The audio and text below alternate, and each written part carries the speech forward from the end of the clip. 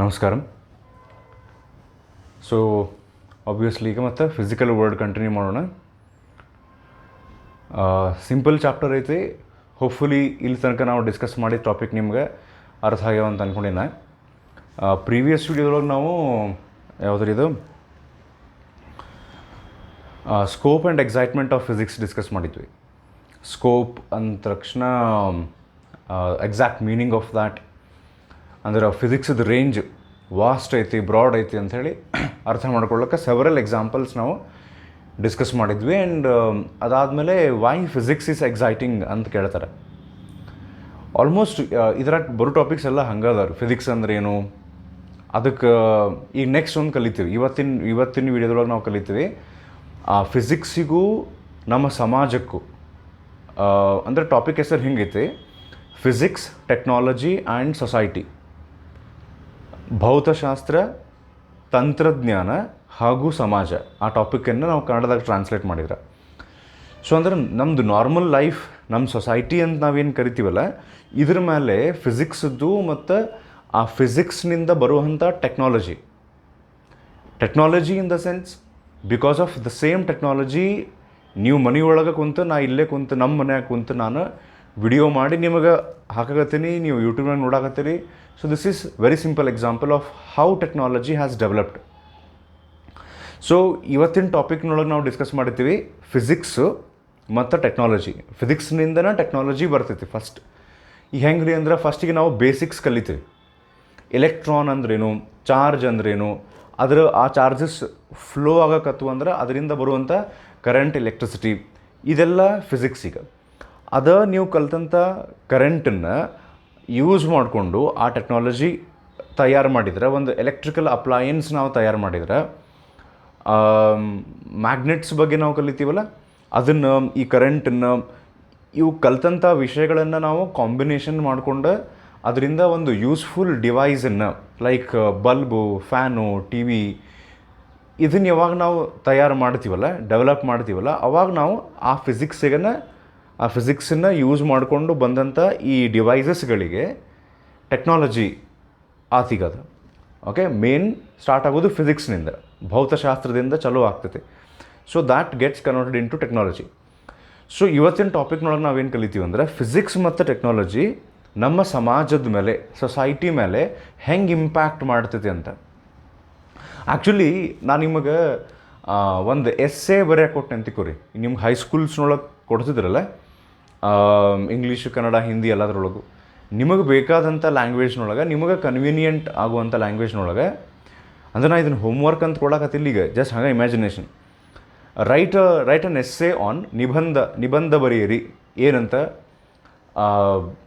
ಇದು ಟೆಕ್ನಾಲಜಿ, ತಂತ್ರಜ್ಞಾನದ ಇಂಪ್ಯಾಕ್ಟ್, ಪ್ರಭಾವ ಸಮಾಜದ ಮೇಲೆ ಹೆಂಗೆ ಇಂಪ್ಯಾಕ್ಟ್ ಆಗೈತಿ, ಮೊದಲು ಏನು ಇತ್ತು ಜಗತ್ತು, ಈಗಿನ ಜಗತ್ತು ಯಾವ ಪರಿ ಚೇಂಜಸ್ ಆಗೈತಿ ಅಂಥೇಳಿ ಒಂದು ಎಸ್ಸೆ ಬರೀರಿ ಅಂದ್ರೆ ಮಿನಿಮಮ್ 4-5 ಪೇಜ್ ನೀವು ಬರೀತೀರಿ. ಹೆಂಗಂದ್ರೆ ನೋಡ್ರಿ ಸರ, ಅವಾಗಿನ ಕಾಲದಾಗ ಮೊಬೈಲ್ ಇದ್ದಿದ್ದಿಲ್ರಿ, ಈಗ ಮೊಬೈಲ್ ಬಂದೈತಿ. ಎಷ್ಟರ ಮಟ್ಟಿಗೆ ಅಂತಂದ್ರೆ ನಮ್ಮ ಮನ್ಯಾಗ ಅಡಿಗೆ ರೆಡಿ ಆತಂದ್ರೆ ವಾಟ್ಸಪ್ನಾಗ ಕಳಿಸ್ತಾರೆ, ಅಡಿಗೆ ರೆಡಿ ಆಗೈತೆ ನೋಡು ಬಾ ಅಂಥೇಳಿ.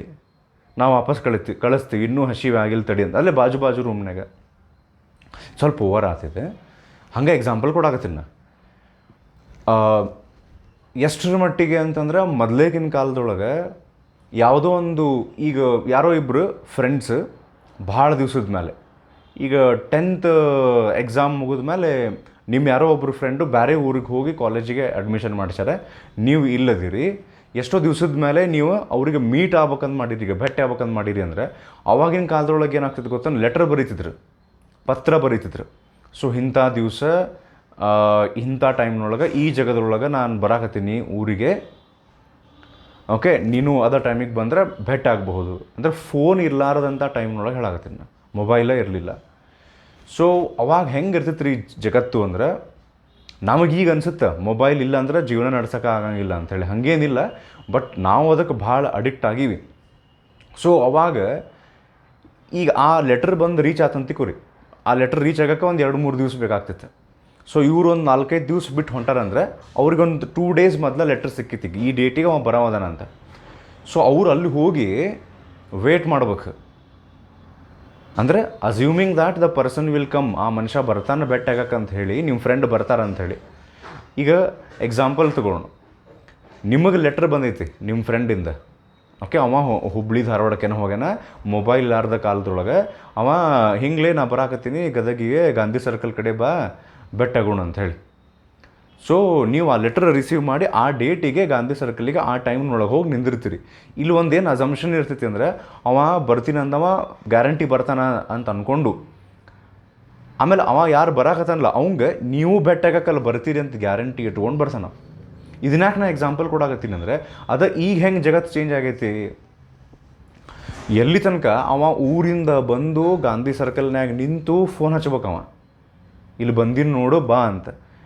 ಇಲ್ಲ ಅಂದ್ರೆ ಮೊದಲ ಫೋನ್ ಹಚ್ಚಿದಂತಿಕೋ, ನೀ ಬಂದರ ಬಾಲೆ ಮುಳುಗುನ್ ನಾಕತನಾರ ಬರಲಿ ಅದು ಬಸ್, ಇನ್ನೂ ಮುಂದರ ಬರಲಿ, ಇಳಿದರ ಇಳಿ ಕೆಳಗ್ನಿ ಅಂತ ಹೇಳಿ ಮಕ್ಕೊಂಬಿಟ್ಟಿರ್ತೀವಿ ನಾವು ಮನ್ಯಾಗ. ಆ್ಯಂಡ್ ಇವನ್ ಎಲ್ಲಿ ಎಷ್ಟರ ಮಟ್ಟಿಗೆ ಅಂದರೆ, ಇಬ್ಬರು ಗಾಂಧಿ ಸರ್ಕಲ್ ಕಡೆ ಹೋದ್ರೂ ಎಲ್ಲಿ ನಿಂತಿಲ್ಲೇ ಅಂತ ಕೇಳಿ ಅಲ್ಲೇ ಇರ್ತಾರೆ ಇಬ್ಬರು. ಇಲ್ಲೇ ಹೊಳ್ಳಿ ಇಲ್ಲದಿ ನೋಡಿ, ಇಲ್ಲಿ ಈ ಕಡೆ ಹೊಳ್ಳಿ. ನಾ ಹಂಗೆ ಎಕ್ಸಾಂಪಲ್ಸ್ ಕೊಡಾಕತ್ತೀನಿ, ಇವನೇ ಎಕ್ಸಾಂಪಲ್ ಅಂತಲ್ಲ. ಸೊ ಆ್ಯಂಡ್ ಲೈಕ್ ಮೊದಲು 1983 ಒಳಗೇನು ವರ್ಲ್ಡ್ ಕಪ್ ಇಂಡಿಯಾದವ್ರು ಗೆದ್ದಿದ್ರಲ್ಲ ಕ್ರಿಕೆಟ್ನೊಳಗೆ. Okay, I'm talking about cricket. 1983 ಒಳಗೆ ಫಸ್ಟ್ ಟೈಮ್ ವರ್ಲ್ಡ್ ಕಪ್ ಗೆದ್ದಿದ್ರಲ್ಲ. ನಮ್ಮ ಫಾದರ್ ಹೇಳ್ತಿದ್ರು, ರೇಡಿಯೋದೊಳಗೆ ಕೇಳ್ತಿದ್ವಿ ನಾವು, ಟಿ ವಿ ಇರಲಿಲ್ಲ. ಆ್ಯಂಡ್ ಆ ವರ್ಲ್ಡ್ ಕಪ್ ಮ್ಯಾಚ್ ಮುಗಿದ ಮೇಲೆ ಎಷ್ಟೋ ದಿವಸದ ಮೇಲೆ, when my father was in engineering, okay, BVB ಕಾಲೇಜಿನೊಳಗೆ. ಸೊ ಅಲ್ಲೇ ಅವ್ರ ಫ್ರೆಂಡ್ಸ್ ಎಲ್ಲ ಸೇರಿ ಹಾಸ್ಟೆಲ್ನೊಳಗೆ ಅದ್ರದ್ದು, ಈಗ ನಾವು CD ಅಂತೇನು ಕರಿತೀವಲ್ಲ, ಅವಾಗ CD ಇದ್ದಿದ್ದಿಲ್ಲ, VCR ಅಂಥೇಳಿ ಒಂದು ದೊಡ್ಡ ಬಾಕ್ಸ್ ಗತೆ ಸಿಗ್ತಿತ್ತು. ಅದನ್ನು ಆ ಕ್ರಿಕೆಟ್ 1983 ವರ್ಲ್ಡ್ ಕಪ್ಪದ್ದು ಫೈನಲ್ ಇಂಡಿಯಾದವ್ರು ಗೆದ್ದದನ್ನು ರೆಕಾರ್ಡ್ ಮಾಡಿದ್ದು, ಈಗ ಲೈಕ್ ಹೆಂಗೆ CD ಹಾಕ್ತೀವಲ್ಲ ಕಂಪ್ಯೂಟರ್ನೊಳಗೆ, TV ಒಳಗೆ, ಹಂಗೆ TV ಒಳಗೆ ಆ VCR ಹಾಕ್ಕೊಂಡು ನೋಡಿದ್ರಂತ್ರಿ ಅವ್ರು 1984 ಸಮಥಿಂಗ್, ಒಂದು ವರ್ಷ ಆದಮೇಲೆ. ಅಂತ ಅಲ್ಲಿ ತನಕ ಅವ್ರು ವಿಡಿಯೋ ನೋಡಿಲ್ಲ, ಅದನ್ನು ಬರೀ ರೇಡಿಯೋದಾಗ ಕೇಳ್ಯಾರ. ಅವ ಹಿಂಗೆ ಶಾಟ್ ಹೊಡೆದ, ಕಪಿಲ್ ದೇವ್ ಹೋಗಿ ಕ್ಯಾಚ್ ಹಿಡ್ದ, ಮ್ಯಾಚ್ ಗೆದ್ದರು, ವೆಸ್ಟ್ ಇಂಡೀಸ್ ಜೋಡಿ ಇತ್ತು. ಇವನ್ನೆಲ್ಲ ಯಾಕೆ ಹೇಳಾಕತ್ತೀನ, this is how the world has changed. ಈಗ ನಾನು ಫಿಸಿಕ್ಸ್, ಟೆಕ್ನಾಲಜಿ ಆ್ಯಂಡ್ ಸೊಸೈಟಿ ಬಗ್ಗೆ ಟೆಕ್ಸ್ಟ್ ಬುಕ್ನೊಳಗೆ ಏನು ಕೊಟ್ಟಾರಲ್ಲ, ಅದಕ್ಕಿಂತ ಹೆಚ್ಚಿಗೆ ನಿಮಗೆ ಗೊತ್ತಿರ್ತೈತಿ ಅಂತ ಹೇಳಾಕತ್ತೀನಿ ಇದನ್ನು. ಅವ್ರು ಏನು ಕೊಟ್ಟಾರ ನೋಡೋಣ, ಟೆಕ್ಸ್ಟ್ ಬುಕ್ನೊಳಗೆ ಎಷ್ಟು ಕೊಟ್ಟಾರ ನೋಡೋಣ ಅಂತ. If I ask you to write an essay on how physics and technology has impacted our society, has transformed our life completely.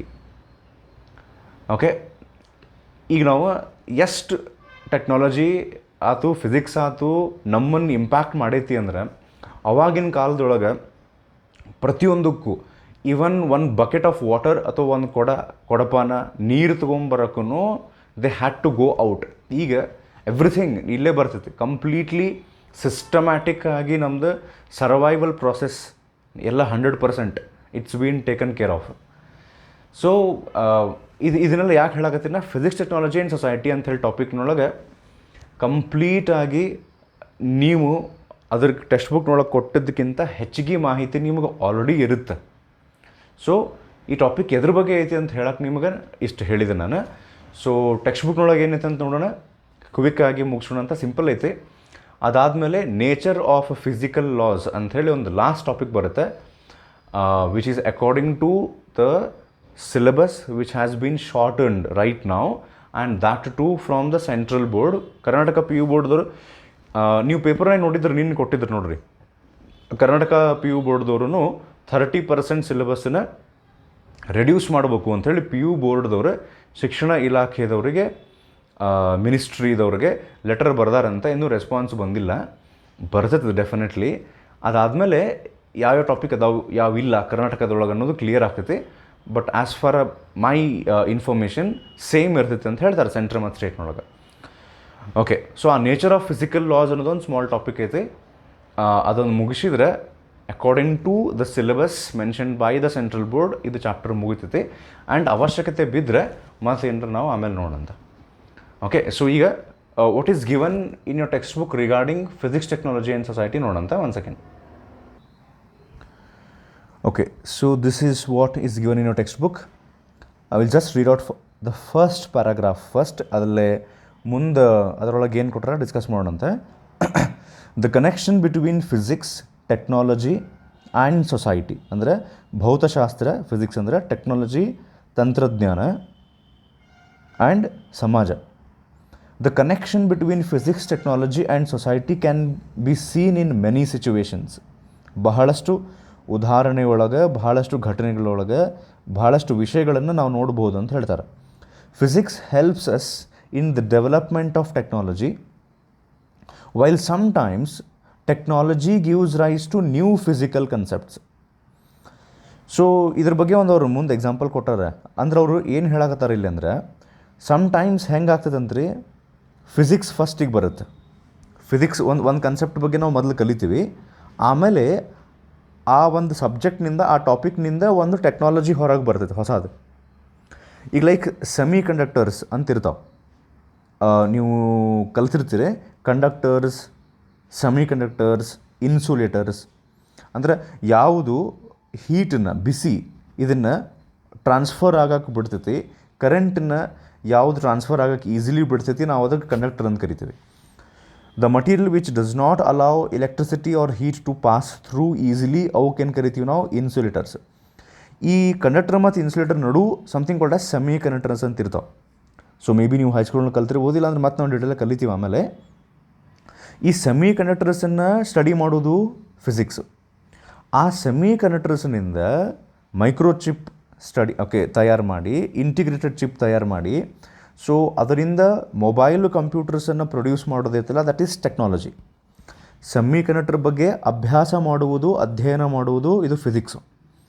ಆ ಸೆಮಿ ಕಂಡಕ್ಟರ್ ಬಗ್ಗೆ ಅಧ್ಯಯನ ಮಾಡಿದ್ದ ಆ ಜ್ಞಾನದಿಂದ, ನಾಲೆಜ್ನಿಂದ ಒಂದೇನೋ ನೀವು ಡಿವೈಸನ್ನು ತಯಾರು ಮಾಡಿದ್ರಿ ಅಂದರೆ ಅದಕ್ಕೆ ನಾವು ಟೆಕ್ನಾಲಜಿ ಅಂತ ಕರಿತೀವಿ. ಸೊ ಇವ್ರು ಜಸ್ಟ್ ಇಲ್ಲಿ ಏನು ಹೇಳಿದ್ರಿ ಅಂದರೆ, ಒಂದಿಷ್ಟು ಕಡೆ ಹೆಂಗೆ ಆಗ್ತದಂತೆ, ಫಿಸಿಕ್ಸ್ ಫಸ್ಟಿಗೆ ಬರ್ತೈತಿ, ಅದರಿಂದ ಟೆಕ್ನಾಲಜಿ ಆಮೇಲೆ ಬರುತ್ತೆ. ಸಮ್ಟೈಮ್ಸ್ ಟೆಕ್ನಾಲಜಿ ಫಸ್ಟಿಗೆ ಬಂದುಬಿಡ್ತೈತಿ, ಅಂಥ ಎಕ್ಸಾಂಪಲ್ಸು ಅದಾವೆ. ಆಮೇಲೆ ಆ ಟೆಕ್ನಾಲಜಿ ಬಂದಿದ್ದಕ್ಕಂತ ಹೇಳಿ ಅದಕ್ಕೆ ಸಂಬಂಧಪಟ್ಟಂಥ ಫಿಸಿಕ್ಸನ್ನು ಮತ್ತು ಇನ್ನು ಸ್ವಲ್ಪ ಡೀಟೇಲಾಗಿ ಸ್ಟಡಿ ಮಾಡ್ತಾರೆ. So physics comes first generally physics ಅಂದರೆ ಆ ಟಾಪಿಕ್ ಬಗ್ಗೆ ನಾವು ಕಲ್ಕೊತೀವಿ, ಆಮೇಲೆ ಅದನ್ನು ಅಪ್ಲೈ ಮಾಡ್ತೀವಿ, ಟೆಕ್ನಾಲಜಿ ಬರ್ತೈತಿ. But there are also examples where technology comes first and then we go into details of the physics. ಇದ್ರ ಬಗ್ಗೆ ಎಕ್ಸಾಂಪಲ್ಸ್ ಬರ್ತಾವೆ, ಆಮೇಲೆ ನೋಡಂತೆ ಅಲ್ಲೇ. ಸೊ ಏನು ಜಸ್ಟ್ ನಾ ಓದಿದೆ, ಇನ್ನೊಂದು ಸರ್ತಿ ನೋಡ್ತೀನಿ. Physics helps in the development of technology. Generally physics helps in the development of technology, while sometimes ಒಂದಿಷ್ಟು ಸರ್ತಿ technology gives rise to new physical concepts. ತಂತ್ರಜ್ಞಾನ ಮೊದಲು ಬಂದುಬಿಡ್ತೈತಿ, ಅದಾದಮೇಲೆ ನಾವು ಅದರ ಹಿಂದಿನ ಭೌತಶಾಸ್ತ್ರದ ಬಗ್ಗೆ ಕಡೆ ಹೋಗಿ ಹೆಚ್ಚಿನ ಮಾಹಿತಿ ಮತ್ತು ಕಲೆ ಹಾಕ್ತೀವಿ. Also the fate of society ಅಂದರೆ ಸಮಾಜದ್ದು ಹಣೆ ಬರಹ ಅಂತ ಅನ್ನಕ್ಕೆ ಬರೋಂಗಿಲ್ಲ. ಎಕ್ಸಾಕ್ಟ್ಲಿ ಫೇಟ್ ಅಂತಂದರೆ ಅವ್ರು ಆ ರೀತಿ ಕೊಟ್ಟಾರೆ, ಅಂದರೆ ಸಮಾಜದ ಸ್ಥಿತಿಗತಿ. Also the fate of society is intimately linked to physics. ಅಂದರೆ ನಮ್ಮದು ಈಗಿನ ಜೀವನ, ಲೈಫ್ ಸ್ಟೈಲ್ ಹೆಂಗೆ ನಡೀತೈತಿ ಅಂತ ಅನ್ನೋದು ಫಿಸಿಕ್ಸ್ ಜೋಡಿ ಭಾಳಷ್ಟು ಕನೆಕ್ಟೆಡ್ ಐತಿ. ಈಗ ಲೈಕ್ ನೀವು ಭಾಳ ವರ್ಷದ ಹಿಂದೆ ಕಾಲೇಜಿಗೆ, ಸ್ಕೂಲಿಗೆ ಅಡ್ಮಿಷನ್ ಮಾಡಿಸಿದ್ರಿ ಅಂದರೆ ನಡ್ಕೊಂತ ಹೋಗೋ ಚಾನ್ಸಸ್ ಇರ್ತಿತ್ತು. ಅಂದರೆ ವೆಹಿಕಲ್ ಇದ್ದು ಟ್ರಾನ್ಸ್ಪೋರ್ಟೇಷನ್ ಫೆಸಿಲಿಟಿ ಭಾಳಷ್ಟು ಇರಲಿಲ್ಲ ಅಂದಾಗ. ಸೊ ಈಗ ನಿಮಗೆ ಆಪ್ಷನ್ಸ್ ಭಾಳಷ್ಟು ಇರ್ತಾವೆ. ಮನೆ ಹತ್ತಿರ ಐತಿ ಕಾಲೇಜಿಗೆ ಅಂದರೆ ನಡ್ಕೋತ ಬರ್ಬೋದು, ಹೌದಾ, ಇಲ್ಲ ಸೈಕಲ್ ತೊಗೊಂಬರ್ಬೋದು, ಅಥವಾ ಗಾಡಿ ತೊಗೊಂಬರ್ಬೋದು ಮನ್ಯಾಗ ಕೊಡಿಸಿದ್ರೆ, ಇಲ್ಲ ಬಸ್ ಫೆಸಿಲಿಟಿ ಆಲ್ಮೋಸ್ಟ್ ಎಲ್ಲ ಕಾಲೇಜ್ನೊಳಗೆ ಕೊಡ್ತಾರೆ ಈಗ, ಅಟ್ಲೀಸ್ಟ್ ಪ್ರೈವೇಟ್ ಕಾಲೇಜಸ್ನೊಳಗೆ. ಸೊ ಇದನ್ನು ಯಾಕೆ ಹೇಳಕತ್ತೀರಿ ಸರ್ ಅಂದರೆ, ದಿಸ್ ಈಸ್ ಆಲ್ಸೋ ಫಿಸಿಕ್ಸ್. ಆ ಟ್ರಾನ್ಸ್ಪೋರ್ಟೇಷನ್ ಫೆಸಿಲಿಟಿ ಏನು ಇಂಪ್ರೂವ್ ಆಗೈತಲ್ಲ, ಅದ್ರ ಹಿಂದೆ ಡೆಫಿನೆಟ್ಲಿ ಫಿಸಿಕ್ಸ್ ಐತಿ. ಬಿಕಾಸ್ ಈ ವೆಹಿಕಲ್ಸ್ ಹೆಂಗೆ ಡೆವಲಪ್ ಹಾಕೊಂಡು ಬರಾಗತ್ತವಲ್ಲ, that is because of engines. ಅಲ್ಲಿ ಇಂಜಿನ್ ಅಂತ ಏನು ಬಂತು, ಫಸ್ಟ್ ಟೈಮ್ ಏನು ಸ್ಟೀಮ್ ಇಂಜಿನ್ ಅಂತ ಬಂತು, ಅದಾದಮೇಲೆ ಪೆಟ್ರೋಲ್ ಇಂಜಿನ್ ತೊಗೊಂಬಂದರು, ಡೀಸೆಲ್ ಇಂಜಿನ್ ತೊಗೊಂಬಂದರು, ಡಿಫ್ರೆಂಟ್ ವೆರೈಟಿ ಆಫ್ ವೆಹಿಕಲ್ಸ್ ಬರೋಕ್ಕೆ ಸ್ಟಾರ್ಟ್ ಆದವು, ವಾಹನಗಳು ಬರೋಕ್ಕೆ ಸ್ಟಾರ್ಟ್ ಆದವು. ಸೊ ಅಂದ್ರೆ ನಮ್ಮ ಸಮಾಜದೊಳಗೆ ನಾವು ಇರುವಂತಹ ಜೀವನ ಶೈಲಿ, life style, this is very strongly connected with what is happening with physics ಅಂತ. ಸೊ ಫಿಸಿಕ್ಸ್ನೊಳಗೆ ಒಂದೇನೋ ಹೊಸದು ಕಂಡು ಹಿಡಿದ್ರು ಅಂದರೆ ಮುಂದೆ ಇವತ್ತೆಲ್ಲ ನಾಳೆ ಅದು ಸಮಾಜದ ಮೇಲೆ ಪ್ರಭಾವ ಬೀರ್ತೈತಿ ಡೆಫಿನೆಟ್ಲಿ. ಓಕೆ, ಅಥವಾ ಇನ್ನೊಂದು ಸರ್ತಿ, also the fate of society is intimately linked to physics. It is because whatever is discovered in physics, okay, just ನಾ ಇಲ್ಲಿ ಏನು ಹೇಳಿದ್ನಲ್ಲ, ಏನೋ ಒಂದು ಫಿಸಿಕ್ಸ್ನೊಳಗೆ ಕಂಡು ಹಿಡ್ದಾರ ಅಂದ್ರೆ ಅದರ ಪ್ರಭಾವ ಸಮಾಜದ ಮೇಲೆ ಇವತ್ತಿಲ್ಲ ನಾಳೆ ಡೆಫಿನೆಟ್ಲಿ ಬೀರ್ತೈತಿ. It definitely has that impact. Okay, it is because ಅಂದರೆ ಯಾಕೆ ಎದ್ರ ಬಗ್ಗೆ ಹೇಳಾಗತ್ತಾರ ಅವರು, ವಾಟ್ ಈಸ್ ಬಿಕಾಸ್ ಅಂದರೆ the fate of society is intimately linked with physics ಅಂತ ಹೇಳಿದ್ರಲ್ಲ ಅವರು. ಅಂದರೆ ಸಮಾಜದ ಹಣೆಯ ಬರಹ ಅಥವಾ ಸ್ಥಿತಿಗತಿಗಳು, ಜೀವನ ಶೈಲಿ, that is linked with physics because whatever is discovered in physics, ಅಲ್ಲಿ ಮುಂದೆ ಕೊಡ್ತಾರೆ ನೋಡ್ರಿ ಅವರು, what ever is discovered in physics immediately effects the society ಮೇಲೆ ಅದರ ಪ್ರಭಾವ ಗ್ಯಾರಂಟಿ ಬೀರ್ತೈತಿ ಅಂತ. ಸೊ ಇದು ಒಂದು ಪ್ಯಾರಾಗ್ರಾಫ್ ಅವರು ಫಿಸಿಕ್ಸ್ ಟೆಕ್ನಾಲಜಿ ಆ್ಯಂಡ್ ಸೊಸೈಟಿ ಬಗ್ಗೆ ಕೊಟ್ಟರೆ ಇದ್ರ ಎಕ್ಸಾಂಪಲ್ಸ್ ಕೊಡ್ತಾರೆ ಮುಂದಿಗೆ. ಸೊ ನಿಮಗೆ ಎಕ್ಸಾಮ್ನೊಳಗೆ write a note on physics technology and society ಅಂತ ಹೇಳಿ ಕೇಳಿದ್ರೆ ಫಸ್ಟಿಗೆ ಈ ಪ್ಯಾರಾಗ್ರಾಫ್ ನೀವು ಮೊದಲು ಬರೀಬೇಕು. ಇದಾದಮೇಲೆ ಒಂದಿಷ್ಟು ಎಕ್ಸಾಂಪಲ್ಸ್ ಬರ್ತಾವೆ ನೋಡೋಣಂತ. ಸೊ ಇಲ್ಲೇ ನಾನು ಒಂದು ಕೆಲಸ ಮಾಡ್ತೀನಿ. ನೆಕ್ಸ್ಟ್ ಟಾಪಿಕ್ ಏನೈತೆ ನೋಡ್ರಿ, ಅಲ್ಲೇ examples for physics giving rise to technology ಅಂತ. ಹೌದಾ? ಅಂದರೆ ಭೌತಶಾಸ್ತ್ರ ಮೊದಲು ಬಂದು ತದನಂತರ ತಂತ್ರಜ್ಞಾನ ಬಂದಿದ್ದು. ಅಂದರೆ physics first and then technology.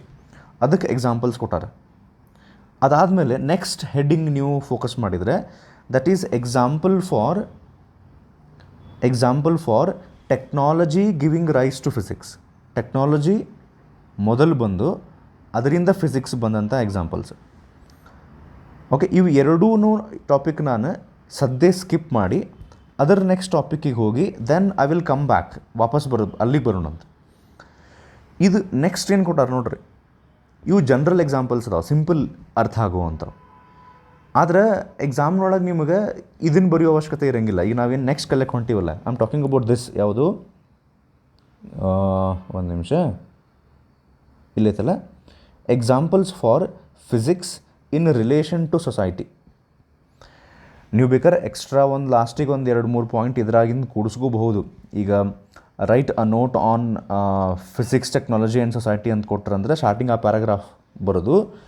ಆಮೇಲೆ ಇಲ್ಲಿ ಮ್ಯಾಲೆ ಏನು ಎಕ್ಸಾಂಪಲ್ಸ್ ಅದಲ್ಲ, will go back to that topic ಅಂತ ನಾನು ಹೇಳಿದ್ನಲ್ಲ, ಒಂದೆರಡು ಎಕ್ಸಾಂಪಲ್ ಬರೆದು ಆಮೇಲೆ ಇದ್ರ ಬಗ್ಗೆ ಸ್ವಲ್ಪ ಬರಿಬೋದು ನೀವು. ಇಟ್ ಡಿಪೆಂಡ್ ಎಷ್ಟು ಮಾರ್ಕ್ಸಿಗೆ ಕೇಳ್ತಾರೆ ಅನ್ನೋದು. ಈ ಚಾಪ್ಟರಿಂದ ಜಾಸ್ತಿ ಮಾರ್ಕ್ಸ್ ಬರೋಂಗಿಲ್ಲ ಒಂದೇ ಮಾತು ಎಕ್ಸಾಮ್ನಾಗೆ. ಓಕೆ, ಈ ಪ್ಯಾರಾಗ್ರಾಫ್ನ ಫಸ್ಟಿಗೆ ಓದ್ಕೊಳ್ಳೋಣ. ಓಕೆ, ಯಾಕಂದ್ರೆ ಇದು ಸಿಂಪಲ್ ಐತೆ ಅರ್ಥ ಮಾಡ್ಕೊಳಕ್ಕೆ. ಆಮೇಲೆ ಇದರ ಮ್ಯಾಲಿನ ಟಾಪಿಕ್ಕಿಗೆ ಹೋಗೋಣಂತೆ. ಓಕೆ, ಜಸ್ಟ್ ನಾವು ಒಂದು ಸರ್ತಿ ಓದ್ತೀನಿ, ನಿಮ್ಗೆ ಗೊತ್ತಾಗ್ತೈತೆ. ಈ ಪ್ಯಾರಾಗ್ರಾಫ್ ಹೆಂಗೈತೆ ಅಂದರೆ, ನಾನು ನಿಮ್ಗೆ ಈಗ ನಾನು ಹೇಳಿದಂತ ಕೊಡ್ರಿ, ಒಂದು ಎಸ್ಸೆ ಬರೀರಿ, ಓಕೆ, ನಿಬಂಧ ಬರೀರಿ, ಫಿಸಿಕ್ಸದ್ದು ಇಂಪ್ಯಾಕ್ಟ್ ಹೆಂಗೆ ಸೊಸೈಟಿ ಮೇಲೆ ಅಂತ ಕೇಳಿದರೆ ನೀವೇನು ಬರೀಬಹುದಲ್ಲ, ಏನೇನು ಎಕ್ಸಾಂಪಲ್ಸ್ ನೀವು ತೊಗೋಬಹುದಲ್ಲ, ಒಬ್ಬೊಬ್ಬರು ಸ್ಟೂಡೆಂಟಿಗೆ ಒಂದೊಂದು ಎಕ್ಸಾಂಪಲ್ ತಲೆಗೆ ಬರ್ಬೋದು. ಸೊ ಅವನ್ನೆಲ್ಲನೂ ನಾವು ಮಿಕ್ಸ್ ಮಾಡಿದರೆ ಸೊ ಈ ಪ್ಯಾರಾಗ್ರಾಫ್ ಆಗ್ತೈತಿ. ಕ್ವೈಟ್ ಸಿಂಪಲ್ ಐತಿ. I will just read out. ಒಂದು ನಿಮಿಷ ಇದ್ರ ವಾಪಸ್ ನಾವು ಕ್ಯಾಮ್ರಾ ಹಾಕ್ಕೊಂತೀನಿ ಆಮೇಲೆ. So examples for physics in relation to society ಅಂತೇನೈತಲ್ಲ, ಇದು ಜಸ್ಟ್ ನಾನು ನೋಡ್ಕೊತ ಹೋಗ್ತೀನಿ, ಓದ್ಕೊತ ಹೋಗ್ತೀನಿ. ನೀವು ಅದು ನನ್ನ ಜೋಡಿನ ಅಂದ ಕಡೆ ಫೋಕಸ್ ಮಾಡಿರಿ. The advancement in the field of transport and communication has brought the world nearer. So ಒಂದೇ ಮಾತು ಈ ಪ್ಯಾರಾಗ್ರಾಫ್ನಾಗ ನಾವು ಏನು ನೋಡ್ತೀವಿ ಅಂದರೆ, ಫಿಸಿಕ್ಸ್ ನಮ್ಮ ಸಮಾಜದ ಮೇಲೆ, ನಮ್ಮ ಲೈಫ್ ಸ್ಟೈಲ್ ಮೇಲೆ ಹೆಂಗೆ ಇಂಪ್ಯಾಕ್ಟ್ ಮಾಡ್ತೈತೆ. ಸೊ ಫಸ್ಟ್ ಪಾಯಿಂಟ್ ಅವ್ರು ಹೇಳ್ತಾರೆ, advancement in the field of transport and communication. So ಈಗ ಮೊದಲೇಗಿನ ಕಾಲದೊಳಗೆ ನೀವು ಅಮೇರಿಕಾಕ್ಕೆ ಹೋಗ್ಬೇಕಂತ ಮಾಡಿದ್ರಿ ಅಂದ್ರೆ it would take 15 to 20 days, 15-20 ದಿವಸ ಜರ್ನಿ ಮಾಡ್ಬೇಕಾಗ್ತಿತ್ತು. ಶಿಪ್ನೊಳಗೆ ಹೋಗ್ಬೇಕಾಗ್ತಿತ್ತು, ನೀವು ಹಡಗಿನೊಳಗೆ ಹೋಗ್ಬೇಕಾಗ್ತಿತ್ತು. ಹೌದಾ? ಆಮೇಲೆ ಅಮೇರಿಕಾದೊಳಗಿರುವಂಥ ಯಾರೋ ಒಬ್ಬರ ಜೋಡಿ ಕಮ್ಯುನಿಕೇಟ್ ಮಾಡ್ಬೇಕಂದ್ರೆ ಲೆಟರ್ ಬರೀಬೇಕಾಗ್ತಿತ್ತು. ಆ ಲೆಟರು ಮತ್ತು ಆ ಶಿಪ್ನಾಗಾಚೆ ಹೋಗ್ಬೇಕಾಗ್ತಿತ್ತು. ಹೌದಾ? ಸೊ ಬಟ್ ಈಗ ನಾವು ಯಾವ ಸಿಚುವೇಶನಿಗೆ ಬಂದೀವಿ ಅಂದರೆ, ನೀವು ಏರೋಪ್ಲೇನ್ ಯೂಸ್ ಮಾಡಿ you can reach there very quickly in few days. Are okay, next ಕಮ್ಯುನಿಕೇಷನ್ನು. ಈಗ ನಿಮ್ಮ ಅಂಕಲ್ ಯಾರೋ ಒಬ್ರು ಅಮೇರಿಕಾದಾಗ ಅದಾರಂದ್ರೆ ನೀವು ಲೆಟ್ರ್ ಬರೀತೀರನ ಅವ್ರಿಗೆ, ಫೋನ್ ಹಚ್ತೀರಿ. ಇವತ್ತು ಫೋನ್ ಹಚ್ಚಿದ್ರೆ ಅದು ಯಾವಾಗ ಹತ್ತುತ್ತೆ ಫೋನ್ ಅವ್ರಿಗೆ? ನಾಳೆ ಹತ್ತುತ್ತೇನ್ರಿ? ಇಲ್ಲ, immediately. So this has made us feel that world is nearer, ಅಂದರೆ ಜಗತ್ತು ಸಣ್ಣದಾಗೈತಿ ಅಂತ ಹೇಳ್ತಿರ್ತಾರೆ ನೋಡ್ರಿ, ಆ ರೀತಿ. ಇವು ಭಾಳ ಸಿಂಪಲ್ ಅದಾವ್ರಿ, ನಿಮ್ಗೆ ಗೊತ್ತಾಗ್ತದೆ. The advancement in the field of transport and communication has brought the world nearer. We can travel from one part two the other part of the world in hours and days. ಅಂದರೆ next ಯಾವುದೋ ಒಂದು country nearest ಐತಿ ಅಂದರೆ within few hours reach ಆಗ್ಬೋದು. ನೀವು ಭಾಳ ದೂರ ಐತಿ ಅಂದರೆ 1 or 2 days ಹಿಡಿತೈತಿ. ಇದು ಗೊತ್ತಾಗ್ತದೆ ನಿಮ್ಗೆ.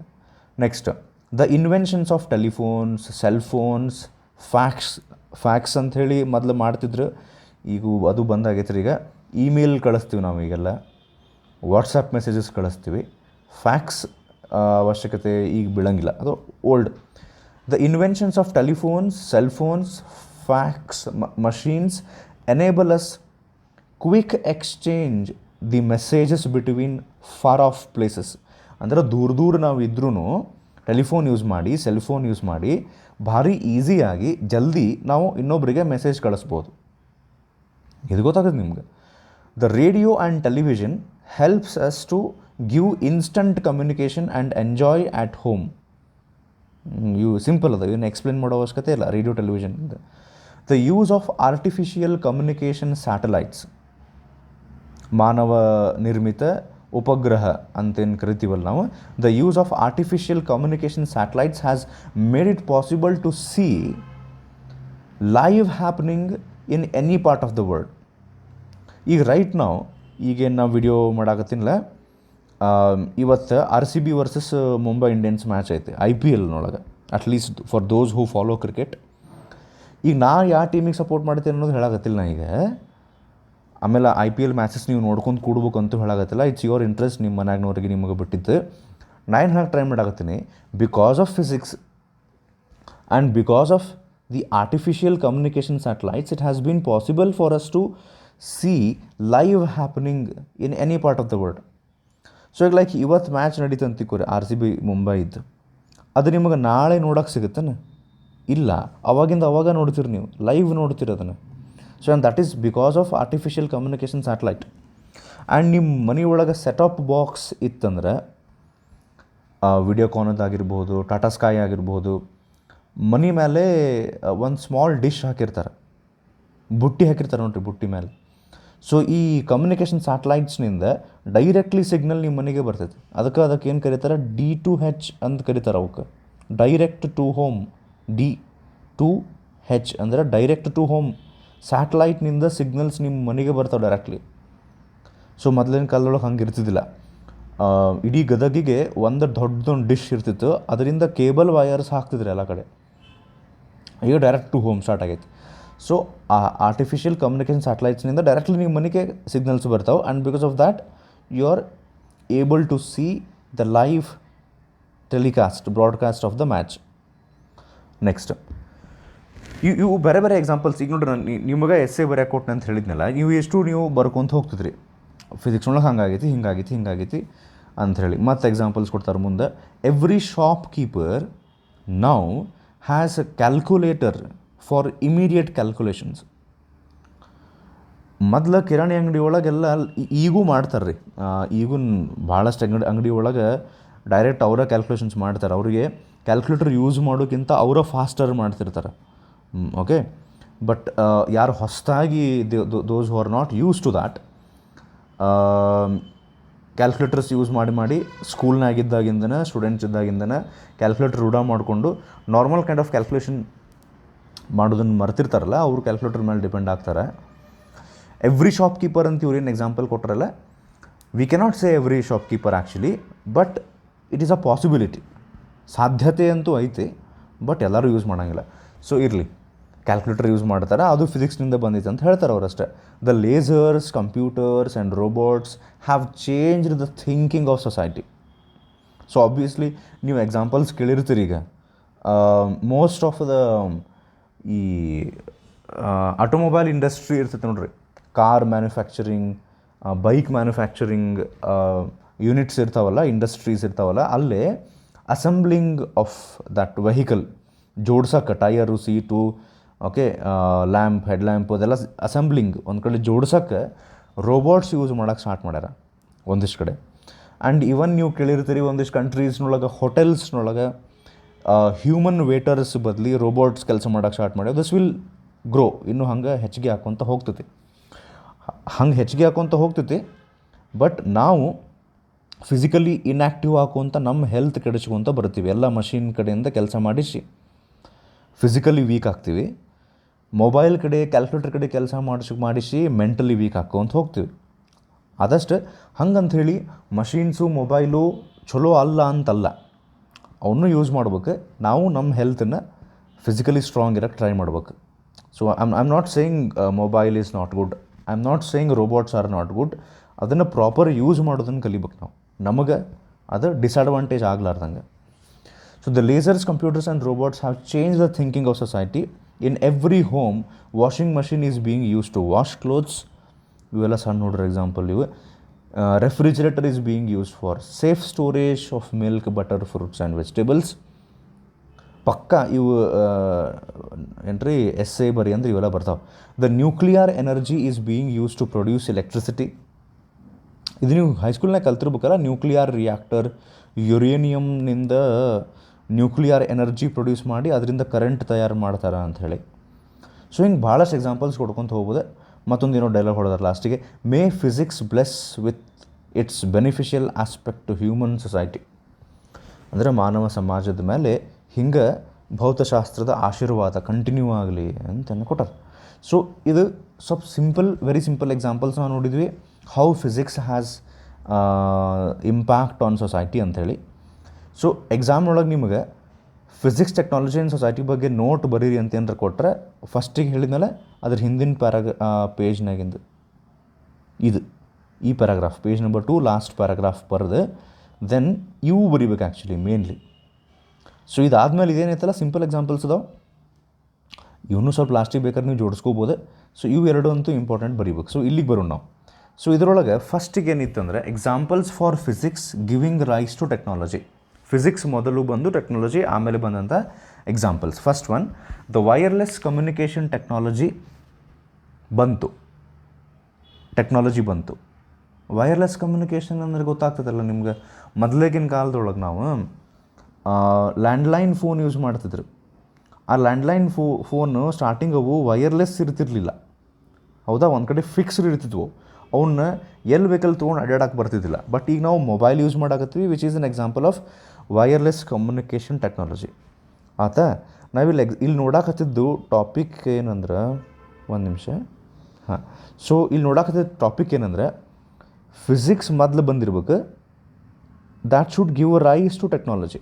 ಫಿಸಿಕ್ಸ್ ಮೊದಲು ಬಂದು ಅದರಿಂದ ಟೆಕ್ನಾಲಜಿ ಬರ್ಬೇಕು. ಸೊ ಈ ಒಂದೇ ಎಕ್ಸಾಂಪಲ್ನಾಗ ಅವರು ವೈರ್ಲೆಸ್ ಕಮ್ಯುನಿಕೇಷನ್ ಟೆಕ್ನಾಲಜಿ ಬಂತು. ಎದರಿಂದ ಬಂತು? ಇದು ಮೊದಲು ಬಂದಿಲ್ಲ, ಇದ್ರ ಹಿಂದೊಂದು ಫಿಸಿಕ್ಸ್ ಐತಿ. ಏನದು ಅದನ್ನು ನೋಡೋಣ ಈಗ ಒಂದು ನಿಮಿಷ.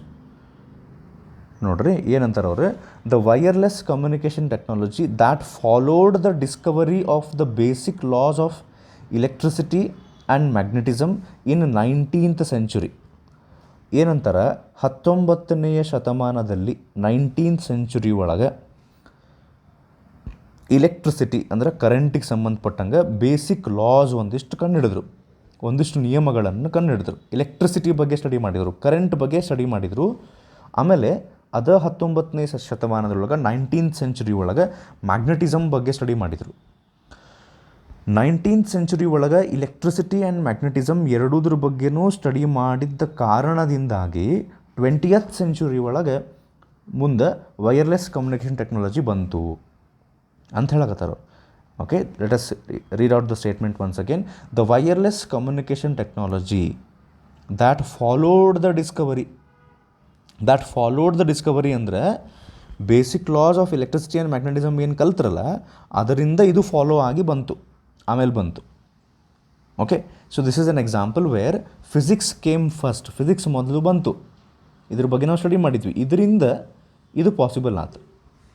ಎಲೆಕ್ಟ್ರಿಸಿಟಿ ಬಗ್ಗೆ, ಮ್ಯಾಗ್ನೆಟಿಸಮ್ ಬಗ್ಗೆ ಸ್ಟಡಿ ಮಾಡೋದ್ರಿಂದ ವೈರ್ಲೆಸ್ ಕಮ್ಯುನಿಕೇಷನ್ ಟೆಕ್ನಾಲಜಿ ಪಾಸಿಬಲ್ ಆಯಿತು ಅಂತ ಹೇಳ್ತಾರೆ. Second example for physics giving rise to technology, ಇದನ್ನು ಆಲ್ರೆಡಿ ನಾನು ಹೇಳೀನಿ. ಸಿಲಿಕಾನ್ ಚಿಪ್, ನಾನು ಸಿಲಿಕಾನ್ ಚಿಪ್ ಅಂತ ಡೈರೆಕ್ಟ್ಲಿ ಹೇಳಿದ್ದಿಲ್ಲ, ನಾನು ನಿಮ್ಗಾಗಲೇ ಹೇಳಿದ್ದೆ. ಇದು ಎಕ್ಸಾಂಪಲ್. ಸೆಮಿ ಕಂಡಕ್ಟರ್ಸ್ ಅಂತ ಫಸ್ಟಿಗೆ ಫಿಸಿಕ್ಸ್ನೊಳಗೆ ಬಂತು, ಅದ್ರ ಬಗ್ಗೆ ಸ್ಟಡಿ ಮಾಡ್ತಾರೆ. ಅದರಿಂದ ಏನಾಯ್ತಂತ ಅವ್ರು ಮುಂದೆ ಹೇಳ್ತಾರೆ ನೋಡ್ರಿ. ದ ಸಿಲಿಕಾನ್ ಚಿಪ್ ಅಂದರೆ ದಿಸ್ ಇಸ್ ಸೆಮಿಕಂಡಕ್ಟರ್, ಇದು silicon. The silicon chip that triggered, ಪ್ರಚೋದನೆ ಮಾಡಿತು ಏನನ್ನು? The silicon chip that triggered the computer revolution in the last 3 decades of the 20th century. 20th century 20ನೇ ಶತಮಾನದ ಲಾಸ್ಟ್ 3 ದಶಕಗಳು. ಡೆಕೇಡ್ಸ್ ಅಂದರೆ ಗೊತ್ತಾಗುತ್ತೆ ನಿಮ್ಗೆ, 10 yearsಗೆ decades ಅಂತ ಕರೀತಾರೆ. ಸೊ ಅವ್ರು ಏನು ಹೇಳಕ್ಕೆ ಟ್ರೈ ಮಾಡಾಕತ್ತಾರೆ, ಮೊದಲು ಸಿಲಿಕಾನ್ ಚಿಪ್ ಬಂತು, ಸೆಮಿಕಂಡಕ್ಟರ್ಸ್ ಬಗ್ಗೆ ಸ್ಟಡಿ ಮಾಡಿದರು, ಸಿಲಿಕಾನ್ ಚಿಪ್ಪನ್ನು ಕಂಡು ಹಿಡಿದ್ರು. Because of that resulted in computer revolution, computer ಕ್ರಾಂತಿ. ರೆವಲ್ಯೂಷನ್ ಅಂದ್ರೇನು? ಬಹಳ ದೊಡ್ಡದಾದಂಥ ಒಂದು ಬದಲಾವಣೆ ಆದರೆ ಚೇಂಜ್ ಅಂತೀವಿ ನೋಡ್ರಿ ನಾವು. ದ ವರ್ಡ್ ಚೇಂಜ್, ಭಯಂಕರ ದೊಡ್ಡ ಚೇಂಜಸ್ ಆತಂದ್ರೆ ಅದಕ್ಕೆ ರೆವಲ್ಯೂಷನ್ ಅಂತಾರೆ, ಕ್ರಾಂತಿ ಅಂತ ಕರೀತಾರೆ. So these are the 2 examples. First example basic laws of electricity. ಇದು ನೀವು ಎಕ್ಸಾಮ್ನಾಗ ಬರೀಬೇಕಾಗುತ್ತೆ, ಫಿಸಿಕ್ಸ್ ಟೆಕ್ನಾಲಜಿ ಆ್ಯಂಡ್ ಸೊಸೈಟಿ ಬಗ್ಗೆ ಕ್ವಶನ್ ಕೇಳಿದ್ರಂದ್ರೆ. So basic laws of electricity and magnetism ಬಗ್ಗೆ ಸ್ಟಡಿ ಮಾಡೋದ್ರಿಂದ ವೈರ್ಲೆಸ್ ಕಮ್ಯುನಿಕೇಷನ್ ಟೆಕ್ನಾಲಜಿ ಬಂತು. ನೆಕ್ಸ್ಟ್ ಸಿಲಿಕಾನ್ ಚಿಪ್ ಬಗ್ಗೆ ಸ್ಟಡಿ ಮಾಡೋದ್ರಿಂದ ಕಂಪ್ಯೂಟರ್ ರೆವಲ್ಯೂಷನ್, ಕಂಪ್ಯೂಟರ್ ಕ್ರಾಂತಿ ಆತು, ಎಲ್ಲ ಕಡೆ ಕಂಪ್ಯೂಟರ್ ಯೂಸ್ ಆಗುವಂಗೆ ಆತು. So this is one thing. Next examples for technology giving rise to physics. Technology ಮೊದಲಿಗೆ ಬಂದುಬಿಡ್ತು, ಏನೋ ಒಂದು ಕಾರಣದಿಂದ ಟೆಕ್ನಾಲಜಿ ಮೊದಲು ಬಂದುಬಿಡ್ತು. ಆಮೇಲೆ ಅದಕ್ಕೆ ಸಂಬಂಧಪಟ್ಟಂಥ ಫಿಸಿಕ್ಸನ್ನು ಹೆಚ್ಚಿಗೆ ಮಾಹಿತಿ ಕಲೆ ಹಾಕಕ್ಕೆ ಅವರು ಸ್ಟಾರ್ಟ್ ಮಾಡ್ತಾರೆ. ಇದಕ್ಕೆ ಒಂದು ಎಕ್ಸಾಂಪಲ್ ಕೊಟ್ಟಾರೆ, ಸಿಂಪಲ್, ಅದೊಂದು ಅರ್ಥ ಮಾಡಿಕೊಂಡ್ರೆ ಸಾಕು. The discipline of thermodynamics. Thermodynamics ಅನ್ನೋದು ಫಿಸಿಕ್ಸ್ದೊಂದು branch. Okay, the discipline of thermodynamics arose from the need, ಅವಶ್ಯಕತೆ, to understand and improve the working of heat engines. The steam engine, as we know, is inseparable from the industrial revolution in England in the 18th century, which had great impact on the course of human civilization. So ಅವ್ರು ಇಲ್ಲಿ ಏನು ಹೇಳಕತ್ತಾರೆ ಗೊತ್ತಾನ? ಫಸ್ಟಿಗೆ steam engine ಕಂಡು ಹಿಡಿದುಬಿಟ್ರು. ಇದ್ರ ಹಿಂದಿನ physics ಡಿಟೇಲಾಗಿ study ಮಾಡಲಾರ್ದನ steam engine ಫಸ್ಟಿಗೆ ಕಂಡು ಹಿಡಿದ್ರು. So ಆ ಸ್ಟೀಮ್ ಇಂಜಿನ್ನಿಂದ ಇಂಡಸ್ಟ್ರಿಯಲ್ ರೆವಲ್ಯೂಷನ್ ಬಂತು, ಕೈಗಾರಿಕಾ ಕ್ರಾಂತಿ ಅಂಥೇಳಿ. ಏನು ಕೈಗಾರಿಕಾ ಕ್ರಾಂತಿ ಅಂದ್ರೆ, ಮೊದಲೇಕಿನ ಕಾಲದೊಳಗೆ ಏನು ಸಣ್ಣ ಪುಟ್ಟ ಸ್ಮಾಲ್ ಸ್ಕೇಲ್ ಇಂಡಸ್ಟ್ರೀಸ್ ಇರ್ತಿದ್ವಲ್ಲ, ಅಲ್ಲಿ ಏನರ ಕೆಲಸ ಮಾಡ್ಬೇಕಂದ್ರೆ ಕೈಲೇನ ಮನುಷ್ಯನ ತನ್ನ ಮಸಲ್ ಪವರ್ ಯೂಸ್ ಮಾಡಿಕೊಂಡು ಒಂದು ಮಷೀನ್ ತಿರುಗಿಸೋದು, ಏನೋ ಒಂದು ಮಾಡೋದನ್ನು ಮಾಡ್ತಿದ್ರು. ಸ್ಟೀಮ್ ಇಂಜಿನ್ ಯಾವಾಗ ಬಂತು ನೋಡ್ರಿ, ಅವಾಗೇನು ಅರ್ಥ ಆತಂದ್ರೆ, ಸ್ಟೀಮನ್ನು ಯೂಸ್ ಮಾಡ್ಕೊಂಡು ನಾವು ಅದ್ರದ್ದು ಶಕ್ತಿ, ಸ್ಟೀಮದ ಎನರ್ಜಿ ಯೂಸ್ ಮಾಡಿಕೊಂಡು ಒಂದು ಮಷೀನಿಂದ ತಿರುಗಿಸೋದು, ಟ್ರೈನನ್ನು ಮುಂದೆ ತೊಗೊಂಡು ಹೋಗೋದು ಇಟ್ಸ್ ಪಾಸಿಬಲ್ ಅಂತ. ಈಗ ಸ್ಟೀಮ್ನೊಳಗೆ ಎನರ್ಜಿ ಇರುತ್ತಂತ ಸರ್, ಅಷ್ಟು ಪರಿ ಸ್ಟೀಮ್ ಇಂಜಿನ್, ಅದರಿಂದ ಇಂಡಸ್ಟ್ರಿ ಒಳಗಿರುವಂಥ ದೊಡ್ಡ ದೊಡ್ಡ ಮಷೀನನ್ನು ನಾವು ತಿರುಗಿಸ್ಬೋದು, ವರ್ಕ್ ಮಾಡಿಸ್ಬಹುದು ಅಂದರೆ ಸ್ಟೀಮ್ನೊಳಗೆ ಎನರ್ಜಿ ಇರುತ್ತಾನೆ. 100% ಡೆಫಿನೆಟ್ಲಿ. ಒಂದು ಕೆಲಸ ಮಾಡಿರಿ, ಸ್ಟೀಮ್ನೊಳಗೆ ಎನರ್ಜಿ ಇರುತ್ತಿಲ್ಲ ಗೊತ್ತಾಗ್ಬೇಕಂದ್ರೆ, ಇದು ಹಂಗೆ ಹೇಳಾಗತ್ತೇನೆ, ಮತ್ತು ಖರೆ ಮಾಡಿಗಿಡಿರಿ, ಆಮೇಲೆ ನಿಮ್ಮ ಮನ್ಯಾಗ್ನವ್ರು ಬಂದು ನನಗೆ ಹೊಡಿತಾರೆ. ಮನ್ಯಾಗ ಕುಕ್ಕರ್ನೊಳಗೆ ರೈಸ್ ಕುಕ್ ಮಾಡ್ತಿರ್ತಾರಲ್ಲ, ಪ್ರೆಷರ್ ಕುಕ್ಕರ್ನೊಳಗೆ ಅನ್ನಕ್ಕೆ ಇಟ್ಟಿರ್ತಾರಲ್ಲ, ಯಾವಾಗ ಅದು ವಿಸಿಲ್ ಸೀಟಿ ಹೊಡ್ಯಕ್ಕೆ ಸ್ಟಾರ್ಟ್ ಮಾಡ್ತೈತೆ ನೋಡ್ರಿ, ಅವಾಗ ಹೋಗಿ ಆ ಪ್ರೆಷರ್ ಕುಕ್ಕರ್ದು ಲಿಡ್ ಓಪನ್ ಮಾಡಿಬಿಡ್ರಿ. ಅದನ್ನು ಮತ್ತು ನೀವು ಕರೆಕ್ಟ್ ಕುಕ್ಕರ್ ಹಿಂಗೆ ಕೆಳಗೆ ಇಟ್ಕೊಂಡು ಅದ್ರ ಮೇಲೆ ಮಾರಿ ಇಟ್ಟು ಓಪನ್ ಮಾಡಿಬಿಟ್ರಂತೂ ಫಡ್ಡನ್ನು ಬಂದು ಬಡಿತಿರ್ತದೆ, ಲಿಡ್ ಮುಚ್ಚಳ ಹಾರ್ತಿರ್ತದೆ ಮೇಲೆ. ಹಿಂಗೆ ಮಾಡಕ್ಕೆ ಹೋಗ್ಬೇಡ್ರಿ. ಬಟ್ ಇದು ಎಕ್ಸಾಂಪಲ್ ಹೇಳಾಕತ್ತೀನಿ. ಸೊ ಇದನ್ನು ಯಾಕೆ ಹೇಳಾಕತ್ತೀನಿ ಅಂದರೆ, ಫಸ್ಟಿಗೆ ಸ್ಟೀಮ್ ಇಂಜಿನ್ ಕಂಡು ಹಿಡಿದ್ಬಿಟ್ರಂತ. ಅದ್ರ ಹಿಂದಿನ ಫಿಸಿಕ್ಸ್ ಬಗ್ಗೆ ಕಂಪ್ಲೀಟ್ ಡೀಟೇಲಾಗಿ ಸ್ಟಡಿ ಮಾಡಲಾರ್ದ ಸ್ಟೀಮ್ ಇಂಜಿನ್ ಕಂಡು ಹಿಡಿದ್ರು. ಅದರಿಂದ ಇಂಡಸ್ಟ್ರಿಯಲ್ ರೆವಲ್ಯೂಷನ್ ಆಗಕತ್ಕೂಳೆ ಅನ್ನಿಸ್ತಂತು, ಓ ಇದ್ರ ಬಗ್ಗೆ ನಾವು ಇನ್ನು ಸ್ವಲ್ಪ ಸ್ಟಡಿ ಮಾಡಬೇಕು. ಅವಾಗ ಆ ಸ್ಟೀಮ್ ಇಂಜಿನ್ ಏನು ಗೊತ್ತೇನು, ಇದು ಟೆಕ್ನಾಲಜಿ, ಇಲ್ಲ ಟೆಕ್ನಾಲಜಿನ ಫಸ್ಟಿಗೆ ಬಂದುಬಿಡ್ತು. ಸ್ಟೀಮ್ ಇಂಜಿನ್ ತಂತ್ರಜ್ಞಾನನ ಫಸ್ಟಿಗೆ ಬಂತು. ಅದರಿಂದ ಟೆಕ್ನಾಲಜಿ ಬಂದಿದ್ದಕ್ಕೆ ಅವ್ರಿಗೆ ಅನ್ನಿಸ್ತು ಇದ್ರ ಬಗ್ಗೆ ಹೆಚ್ಚಿಗೆ ನಾವು ಕಲಿಬೇಕಾಗ್ತೈತಿ. ಅದಕ್ಕೆ ಥರ್ಮೋಡೈನಮಿಕ್ಸ್ ಅನ್ನುವಂಥ ಫಿಸಿಕ್ಸ್ದು ಒಂದು ಬ್ರಾಂಚ್ ಸ್ಟಾರ್ಟ್ ಮಾಡಿದರು. ಸೊ ಇಲ್ಲಿ ಏನಾಯ್ತಂದರೆ, ಮೊದಲು ಈ ಹಿಂದಿನ 2 ಎಕ್ಸಾಂಪಲ್ನ ನೋಡಿದ್ವಲ್ಲ, ಅಲ್ಲೇ ಫಿಸಿಕ್ಸ್ ಮೊದಲಿಗೆ ಬಂದಿತ್ತು, ಬೇಸಿಕ್ ಲಾಸ್ ಆಫ್ ಎಲೆಕ್ಟ್ರಿಸಿಟಿ, ಅದರಿಂದ wireless communication technology. Silicon chip ಬಗ್ಗೆ ಫಸ್ಟಿಗೆ ಸ್ಟಡಿ ಮಾಡಿದರು, ಅದರಿಂದ ಕಂಪ್ಯೂಟರ್ ರೆವಲ್ಯೂಷನ್ ಆಯ್ತು. ಬಟ್ ಇಲ್ಲಿ ಹಾಗಿಲ್ಲ, ಸ್ಟೀಮ್ ಇಂಜಿನ್ ಫಸ್ಟಿಗೆ ಬಂದು ಇಂಡಸ್ಟ್ರಿಯಲ್ ರೆವಲ್ಯೂಷನ್ ಆದಮೇಲೆ ಅವರು ಕುಂತು ವಿಚಾರ ಮಾಡಿದ್ರು, we have to learn more about heat engines ಅಂಥೇಳಿ ಥರ್ಮೋಡೈನಮಿಕ್ಸ್ ಅನ್ನುವಂಥ ಫಿಸಿಕ್ಸದ ಬ್ರಾಂಚ್ ಸ್ಟಾರ್ಟ್ ಮಾಡಿ ಅದನ್ನು ಡಿಟೇಲಾಗಿ ಕಲ್ಕೊಂತ ಹೋದ್ಮೇಲೆ ಮತ್ತು ಮುಂದೆ ಪೆಟ್ರೋಲ್ ಇಂಜಿನ್, ಡೀಸೆಲ್ ಇಂಜಿನ್ ಅಂಥೇಳಿ ವೆರೈಟಿ ಆಫ್ ಹೀಟ್ ಇಂಜಿನ್ಸ್ ಬರೋಕತ್ತು.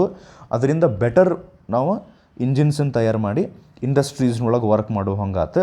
ಅದರಿಂದ ವೆಹಿಕಲ್ಸ್, ವೆರೈಟಿ ಆಫ್ ವೆಹಿಕಲ್ಸ್ ಬರೋಕ್ಕೆ ಸ್ಟಾರ್ಟ್ ಆದವು. So this is an example where technology comes first and then comes physics. So ಇಲ್ಲಿಗೆ ನಮ್ಮದು physics, technology and society topic completely ಮುಗೀತೀಗ. So ಇದಾದಮೇಲೆ ಇನ್ನೊಂದು topic ಐತೆ ಅಂತ ಹೇಳಿದ್ನಲ್ಲ, ಸೊ ಅಲ್ಲಿಗೆ ಬರೋಣ ಅಂತ ನಾವು. ಓಕೆ, ಸೊ ಇದಾದಮೇಲೆ ಫಂಡಮೆಂಟಲ್ ಫೋರ್ಸಸ್ ಇನ್ ನೇಚರ್ ಅಂತ ಒಂದು ಟಾಪಿಕ್ ಐತಿ. Right now it has been removed from the syllabus.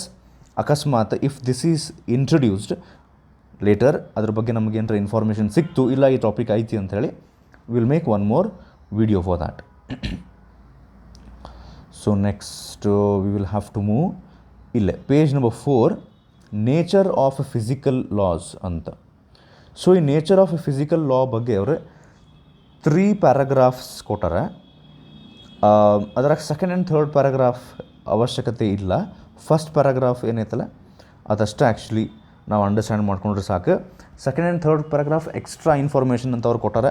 ನೀವು ಬೇಕಂದ್ರೆ ಆಮೇಲೆ ಅದನ್ನು ಓದ್ರಿ.